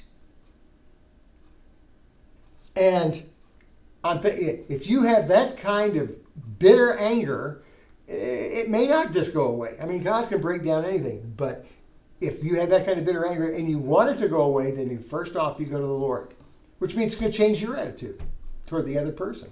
That's why we don't want to do it. We want them to straighten out. I'm fine. But we're not. All right, verse 8. And here's another structure we see an awful lot in the Proverbs. Not like every other proverb, but regularly. Tov ma'at bitzdaka merov tavuot belo mishpat. Now, notice we have tov me, or min, better than. So the statement actually is good. I asked in a similar situation in chapter 15 whether there were, how many clauses there were. Technically, there are two clauses here. One sentence, but two clauses. The first clause is, good is little with righteousness. And the second clause is, good is much income without justice. And the difference is, one is better than the other. So we don't have good repeated, but it's implied. So the first thing we're told is that that little with righteousness is better than much income, much wealth, without justice, below mishpat. Now, the point here of this pattern is they always juxtapose two things, a positive and a negative. The first is it the proverb doesn't say it's better to be poor than rich. Actually, I can take you to Proverbs 12 where he says, hey, it's better to be rich than poor. If you have a choice, be rich.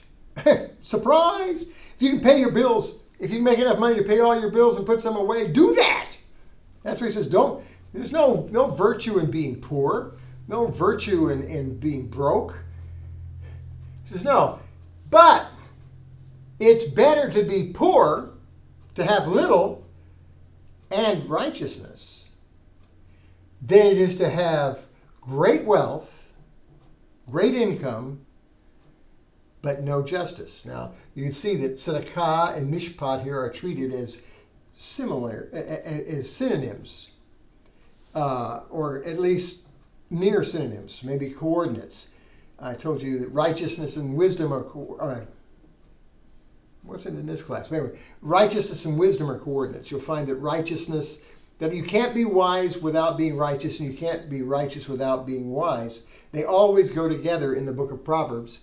And it may be the same thing with righteousness and justice. They're not exactly the same thing, but they always go together. A righteous man can't cheat on his taxes. A righteous man can't lie in court. A righteous man can't, what's the word I want? A righteous judge can't find, can't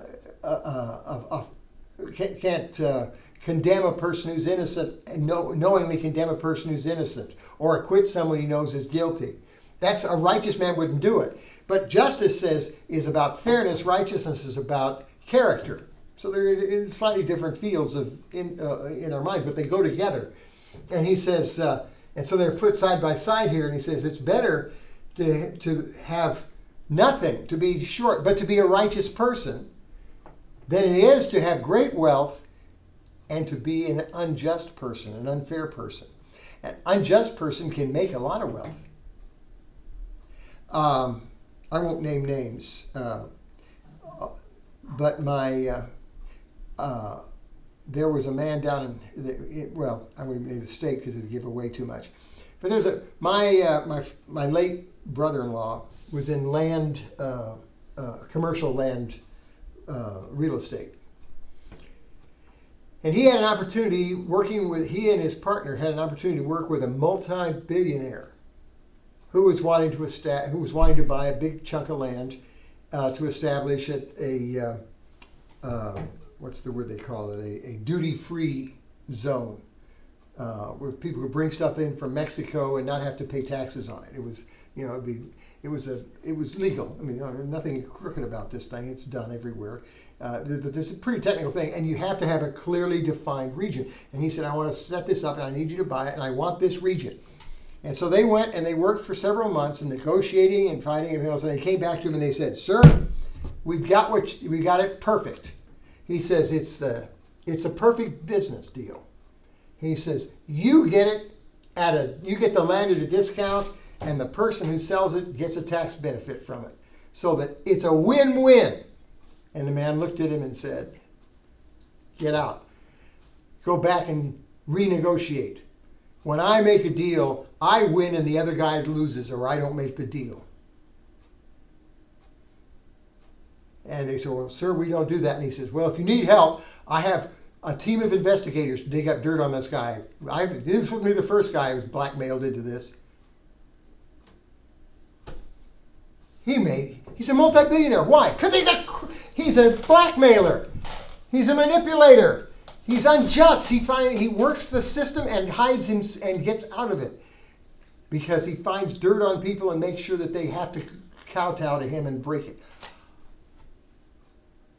And I'm proud of my brother-in-law.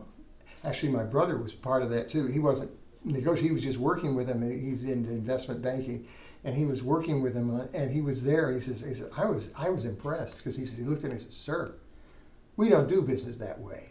And the guy says, "Now I'll put you out of business." And he says, "If that's what you got to do, that's what you got to do. But we're not going to do business that way." And they walked out on him. And the guy was spitting blood practically when he left. "How dare you? I'll ruin you!" And he did. I mean, the guy went on. Both men went on and found other jobs. But the point is, he ruined their company. Why? I don't allow anyone to succeed unless they do it my way, under my authority. And what's the point? I break all the rules, but I do it in such a way that I have so much power, nobody can stop me. And you say, well, look, he's wealthy. He's rich. He was incredibly important. He's dead now. And I look back to those verses about, and it'll come to him, But the point is, he's dead now. But at the time, he was basically untouchable. He was a recognized figure in the entire United States. And he brought all kinds of glory to himself. But those who did business with him knew he's a dirty, rotten crook. And he's cruel. But he's wealthy. He says, all right, so you have nothing. They had nothing, but they had righteousness. God says, or Solomon says, you're better off. You're better off to have your character than to have millions or billions of dollars if you have to give up your character. And notice what is happening here. This is a matter of relative value. What's really valuable? And what he says is what's really valuable is morality. What's really valuable is character. What isn't really valuable is things or wealth. We'll see more of that as we go along, but let's move on. Verse 9.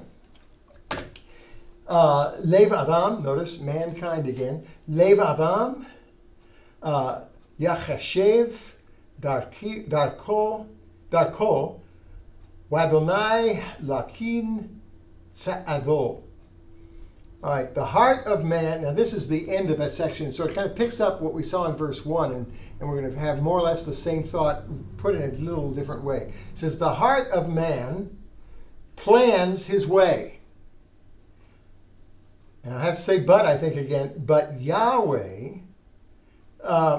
and here's where the thing gets kind of fun. Where did I finally come down to? Verse 9. Yahweh orders is the word I used. Determines his steps. Some say directs his steps. Others say stabilizes his steps. I put orders because the word kun has the idea of setting something in order. And it can have the idea of setting it in order so it's stable. And so some say, well, it has to do with direction. And so they see this as divine guidance. I don't think that, for me, that's exactly what's going on. What I think he's saying is the same thing that James says in James chapter 4.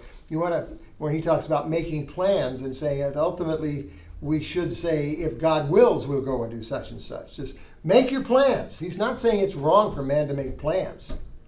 I mean, I can go no further than, I don't have to go any further than Romans chapter 1 to see Paul saying, look, I've often planned to come to you, but God hindered me. But yes, God didn't say, well, no wonder, Paul, if you had just not made plans, everything would have worked out. No, Paul had to make plans. He made plans because he was trying to serve the Lord. But he also recognized that those plans were subject to God's will. And that's what's happening here. He says the heart of man makes plans. He plans his way. This is where I'm going to what I'm going to do. This is where I'm going to go. This is how things are going to be. He says, but the truth is, it's the Lord who's going to decide what's the word I want? His steps, where he actually goes. Going to guide his steps, some say, or stabilize his steps so he won't stumble. I like the idea of orders. It kind of is just about as vague in sense as the word kun in this context. Crucial. Now, all of this has been about the Lord. Now, we haven't finished with the Lord. He'll show up again in chapter 16. But beginning with verse 10, we shift and we'll have several verses focusing on the king. So we've talked about God is sovereign and ruler, and now we're going to talk about the human ruler and how living on this, how a wise man lives in light of that ruler. So let's take a look at verse 10. Kesem al siftei melech b'mishpat lo yim al piu. Now, here's where things get a little tricky. Literally, kesem is a very rare word. You probably found that out when you tried to look it up. It means oracle. It means some sort of divine revelation. Normally, it's associated with pagan sites. You know, like going to the Oracle of Delphi or something, and you get something. But it's a message. It's a message from God, from a God, and it comes with the authority of that God. And so that's the idea here. He picks it up and he says, and so I would say an oracle, not a divine oracle, but he says it's like an oracle. He says an authoritative message is on the mouth, is on the lips of a king. In judgment, he does not, his mouth does not, some people translate transgress. I think the basic word, it's hard to translate here. The idea isn't pretty, it does not act unfaithfully. It doesn't act treacherously. He behaves as a king ought to behave. Now, the problem is, you could translate that should not, but it seems that what he's basically saying is this is the way a king is. What I have to conclude, and I'm not alone, I've got a whole stack of references I can give you if you like to argue this thing, is he's talking about the ideal king. It's like when I was a kid, I remember seeing overhearing a conversation with a woman at church. She was talking to another woman, not my mother, and I was so little nobody paid any attention to me. I was probably 7 or a little less, and I was just a kid standing there or sitting there in I think at that point our church had seats, not pews, and I'm sitting there waiting for my mom and dad to finish their visiting so we can go home and have Sunday dinner. And there were women who had, of course, just heard a sermon about why it's wrong to gossip, so they had to share their gossip before they talked to the pastor. And they were gossiping. And all of a sudden, this woman said something, and I don't remember what it was, but she was talking about a young woman in the church. I think she'd had a baby out of wedlock, and then she'd gone to work or something and wasn't staying home with her child and was letting some. And she said something, and it must have been Mother's Day. And she was the youngest woman with children, and she got the rose for being the youngest mother in the service. And this woman was just apoplectic. She was purple with rage, basically. And she then made that statement, "She's no mother." Well, I think a DNA test would establish that. I mean, the baby came out of her womb, and it's her. Half the DNA came from her. I mean, yeah, she's a mother. No, she's not what a mother should be, not the ideal concept of mother. And that's what's happening here with judge. He's saying, when I say judge, or saying king, I mean kings in terms of what a king should be, not what kings often really are. And so he says, look, when a king speaks, it makes a difference. And therefore, his mouth never, in other words, I think this was really written for the king. And although it could also apply to somebody else, it says, king, be careful what you say. Because betraying, you're not just betraying, you're not just doing injustice, you're betraying the very nature of your job, who you are. You're a traitor. The word here, ma'al, is used of men in Malachi. It's used of men who divorced their wives in order to marry younger women who were not even Jewish, who were of the land. They acted treacherously because they made a promise to love, honor, and cherish their wives to the end. And then they quit. Then they abandoned their wives and their children for younger, prettier women, and abandoned the Lord in the process. And he says, "You're treacherous. You're acting treacherous. Your mouth is acting treacherously if you pronounce an unjust sentence." Kings were also judges, and that seems to be clearly what we're talking about. When you judge, you make sure you say the right thing. So the implication is there. The other side of it is it basically says if you're in the court and the king is speaking, you must treat it as if he's spoken the final word, because the king was the Supreme Court.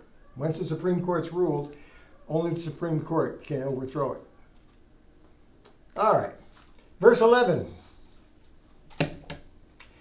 Peles u moznei mishpat ladonai me'asehu kol avnei kis. Now, Peles u moznei mishpat is literally a scale and balances of justice. That is, in the ancient world, when you did any business dealings, this has to do with business, they would pay for things by weighing them. And the idea was you would weigh and they would balance it out. So, and you would get, okay, that's worth so much, and you put it on the scales and weigh it out. But you could fudge, because everybody carried their own weights with them. And so you say, well, here, I have a pound weight, but your pound weight is actually only 3/4 of a pound. And then you have another weight in your bag, which is 1.25 pounds. So you go and you say, I'll buy 3/4 of a pound. I'll buy a pound of you wouldn't buy wheat that way, but what, a pound of meat. And you put your 1.25 pounds on there, and they weigh it out, and it comes level, and they go, okay, that's it. Now you have 1.25 pounds of meat. And then you go down around the corner to a guy and you say, hey, I've got some meat here. I don't need it all. Would you like to buy some? He says, yeah, I'll buy some. He says, let me give you a pound of meat. And you take out your 3/4 pound. And you put it on the scale and weigh it out, and you cut it till you get it. And then you give him 3/4 pound of meat. You keep 1/4 pound. You keep 1/2 pound of meat. And you walk away with more money, or without ever having spent any money. You cheated. And here, the verse, I never set these out, did I? It all just came flying back, didn't it? Is that right? Or is this one of those things where it just started running on its own? Let's try it again. I want to go back and go present. No, that's not what cancel. I want to go to current slides. No, I didn't get it running like I ought to. Sorry. I thought I had this all fixed out. All right, but anyway, he says, so that's the idea. He says, look, when your pound is a pound, that's from God. That belongs to God. He says, honesty is a demonstration of faithfulness to God. And all the stones in the bag, that's that kol avnei kis. All the stones in the bag, all the weights in your bag are the product of his work. See, there's the works, or his work, ma'aseh. And you go, the product, not the process, is in view. And you say, and you say, I got it. He says, you're right with God when you do that. All right, verse 12. I was going to click, but I don't have to click. And you recognize this, although notice the change. Toavat malachim asot resha. Ki bitzdaka yakon kiseh. An abomination to kings is doing wickedness. He says, this is something, is it saying that there are never kings that do wickedness? No, he's saying the ideal of a king is that he does everything right. He doesn't do wickedly. He doesn't say, I'm king, I can do anything. He says, I'm king, therefore I do the right thing. So it's an abomination to king. The idea of doing something that is not absolutely honest, not absolutely true, that is not absolutely proper, it makes a real king, using the word real like those women were using of a real mother, it makes a real king, I can't believe it, unacceptable. And then he says, why? Because in righteousness, a throne is established or stabilized. There's the akon again. He said, a king would be a fool to be unjust or to be unrighteous. Why? Because that's how kings get deposed. If you are absolutely faithful and honest and righteous and just, you really reduce the chance that you're going to be overthrown. And you go back to the book of Kings and you see this played out after Solomon's life. You see this in a certain king and his wife Jezebel. And that whole line is destroyed. But when it comes down to, you start seeing, this guy was saying, I'm the king, being the king means I make up the rules. I don't have to live by the rules. I make the rules for everybody else. And it came back to bite him. His wife was worse than he was. Ahab, of course, is the king I'm referring to. All right, verse 13. Again, I picked it up like I was going to have to advance it. Let's see, is there something I have here as a note that I wanted to make sure I don't? No, I didn't think so. All right, verse 13. Ratzon Malachim Siftei Tzedek. The favor of a king, the favor of kings, or the delight of kings, probably the better way of saying what brings delight to kings, are righteous lips. Lips of righteousness. Va dover yasharim ye'ehav. Now notice dover, not davar. It's not saying, or davar with a schwa. It's not saying, and the words of righteous men. It's saying, and those who speak upright things, he loves. He being the king.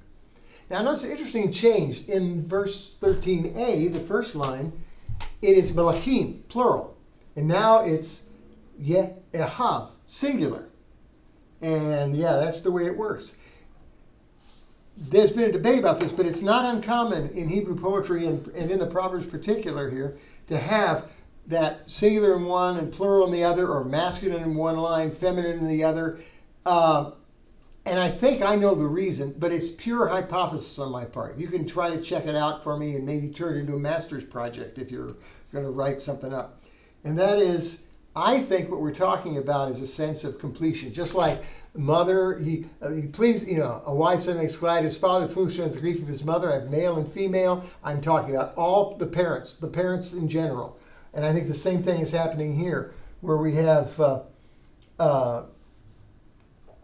it's true of kings, it's true of a king. I'm talking about not just kings in general, I'm talking about every individual king as well. All right, verse 14. I'm watching a clock that tells me I have only about 9 more minutes, so I'm going to see how far I can get here. Now notice this is ha, with a chet. If you had trouble finding it, it's because you didn't look there. This is the verb chama, and this is the construct. Chamat melech malachei mawet. The rage of a king is messengers of death. I translate it means messengers of death. There is this one equals the others. If the king is mad, you're a dead man. The rage of a king is messengers, or means messengers of death.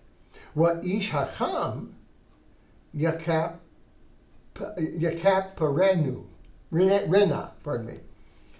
But a wise man, and there's our word kafar. Remember, to cover over or forgive? Well, that's the idea. In this case, it must be the idea of not forgiving a sin, because it is, but covers up the rage. That is, calms him down. Assuages it, I think one translation has, which is the right idea.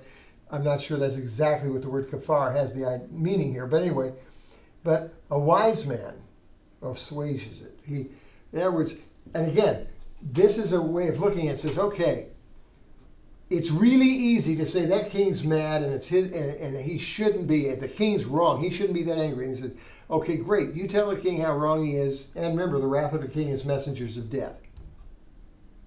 But a wise man finds a way to help the king calm down so that he will be willing to listen and deal with things. So it says, be realistic. The rage of a king means messengers of death. But a wise man covers it. A wise man takes care of it. He helps the king to calm down. Now, it doesn't say a wise man feeds the rage. It's exactly the wrong thing. There are people who say, I will join in, and we'll all join in yelling I'll help you get angrier, O king. And the king feels good because you're sharing with him and you do it. No, the wise man helps the king be less angry without bringing the wrath down upon himself.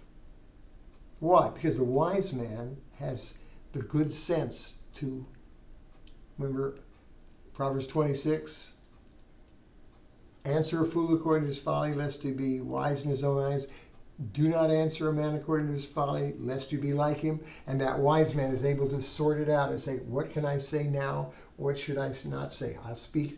I won't speak until it's appropriate. I will speak when I can. And gradually I'll help this king to get things sorted out in an improper perspective and calm down.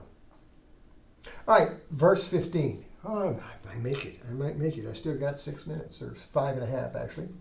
Ba'or p'nei melech hayim uratzono ka'av malakosh. Malkosh, I mean. That, I love this one. They're wonderful. In the light of the face of a king is life. Now you say, what is that? All right.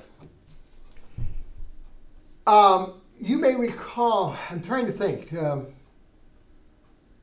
No, we didn't deal with it. You'll find in Psalm 13, David cries out to the Lord and says, enlighten mine eyes, or brighten my eyes. It might have been Psalm 51, but I remember that sounds right. But anyway, and I made that point that what are we talking about? When someone has bright eyes, what are we saying? They're happy. And we already saw it up there that the anger of a king is death. But this says, no. When the king's happy, and the face of the king is pleased. And what the face of the king looking at you with a good smile on his face is a sign that you're in good shape here. He says, that's life. Wrath of the king, death. Light of the face of the king, life. He says, and his favor is like a cloud of spring rains. Or you might find in some translation, early rains, or late rains, latter rains. In Israel, from mid-May to mid-September, Judah and that region of Israel receives, on an average year, receives no rain whatsoever during the summer, what we would call the summer. The rains come in mid-September or October, early October. Those are the early rains. And so you'll hear about the early rains and the latter rains, the former rains. The early rains are the rains that get the growing season going. And so the farmers go out and they say, well, it should rain in the next week or two. So they go out and they plow their ground and they sow their ground and then they wait. And if the rains come too late, the seed dries out and dies in the ground. They don't get much of a crop, if any crop. And so those are really important, getting the crop to growing. And then some people think, and then you don't have any more rain. Well, if you have no more rain, the crops die in the field. No, and then it rains on through the season. But then come late March and all of April, you have, or I should say late March, early April, or early March. I just say March and April. That's the simplest way to say it, because I'm just trying. You have what are called the latter rains. And anyone who knows anything about what's the word I want? Wheat harvest. Wheat. You know that if the rains come after the crop has come out, it destroys the crop. It rains it down into the ground, and you can go through and dig it out and get something to feed your family. Everybody goes out and digs out the seeds and dries it out and everything else. But basically, you've lost your crop. The latter rains are the rains that come. So you want the ground to be dry. You want the air to be dry, and you want the heads of grain to nicely dry out and get good and golden, no more green, and we don't want any more rain. And then, but to get those nice, good grains, we need to have the rain come right up until those heads of grain are really perfect. That's the latter rain. And it is the rain you really, really look for. It means everything is going to be great. We're going to have a great crop. Because in the latter rains, if the rains stop too soon, you have a bunch of stuff sitting there with little shriveled up grain that is never fully matures. It might be used for animal feed. The heads might be used for animal feed, but you'll never be able to make bread out of it. And you won't be able to replant it next year. You can't get any seed grain out of it because it's too small. But so the rains come and you say, oh, it's going to be a good year. We're going to have a bumper crop. And he says, and what does that mean? He says, that's when you see a king's happy with you. It's just like you're looking out at your field and the latter rains are just coming down and you're watching the crop just get better and better and better. Life is getting good. And you say, oh, and you start seeing, okay, I don't want the king mad at me. I want the king happy with me. Pretty straightforward, I think, but anyway. And this one I did get right. All right. Kano chachma matov mecharutz. Kanot bina nivchar mekasif. I'm throwing me because I'm thinking I want to say kesef, and kasif is because it's in pause there. That little accent tells me that. All right, I know, but I'm going to finish anyway. All right. Acquire, and what we have is an infinitive construct here. Acquiring wisdom. How good? How good? Oh no. Tov me. How much better? I'm trying to see. I think that's right. Yeah. Oh, that's the wrong one. I had it there online. Yeah, I just put that's right. Yeah. Acquiring wisdom, how much better is it than refined gold? Charutz is gold, but it's not just gold. It is gold that has been cooked down, and the impurities removed. It's the best. It's gold that has been purified, refined gold. Sometimes in the King James they say fine gold, and that's what it refers to. Refined gold. You got the impure, it's almost all the impurities out of it, so it's much more valuable. And what's he saying? He says that acquiring wisdom is better than acquiring gold, the best of gold. And acquiring binah, understanding, is nivchar. Now, bachar means to choose. This is the nifal, nivchar, and it means, and it's the participle, it says, is, acquiring wisdom is better than, or is more choice, how's that, than silver.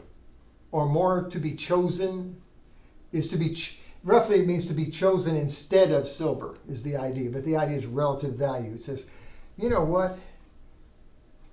Wisdom and understanding are more valuable than gold and silver, even the very best gold and silver.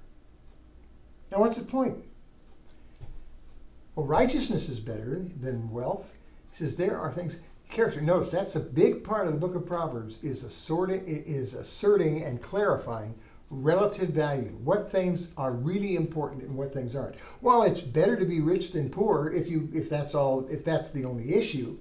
It's better to be poor with righteousness than to be rich without justice. And here it says it's better to be wise than rich. It's better to be knowledgeable or to have understanding. Binah is very similar, is a little different in meaning specifically than wisdom, but they often appear together because they go together.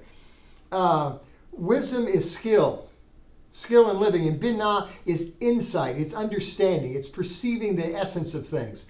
And you don't really have, a man who's skilled gets it. He understands how the system works, what he's doing works. And a man with insight, so they really are two sides of the same coin. So that's why they appear. And he says, these are things that knowing how to live right is far more valuable than wealth. And the world is filled with people who inherited their wealth and have no clue about what to do with it. I'm thinking of Paris Hilton a few years ago. I don't know how she's turned out now, but there was a time when it was just like all she seemed to be really good at was spending huge amounts of money and doing embarrassing things on the internet. Why? Because it was her grandfather, I think, that took a little nothing hotel and through his great insight and skill turned it into the Hilton motel chain. But then the huge amount of money came in, and so I don't have to learn. I don't have to have skill. I have money. I don't have to have insight. I have money. And the result is I'm an embarrassment, not worthwhile. And that's what the proverb is saying is, hey, look, better to have wisdom. And wisdom would mean any kind of skill, but specifically in the book of Proverbs, we were looking at moral skill. Or as one of my former fellow students when I was at Dallas Seminary in my master's program wrote, wisdom is skill in living in a world morally ordered by God. How can I live a righteous life in a fallen world? And the answer is, well, it takes skill. I have to deal with kings who aren't necessarily righteous, but I need to calm them down and be on their good side. But it's better to be wise, better to be skillful and able to live righteously in a fallen world, because I'm living in sync with the true God who is running it all. Remember the beginning of the chapter, who has the final say on everything. All right, that's Proverbs 16, 1 through 16. If you have your Hebrew text in front of you, you will notice that right next to verse 17, there's a funny little bunch of Hebrew there. It doesn't have any vowel points, but I'll read it to you. It says, Hafse hasefer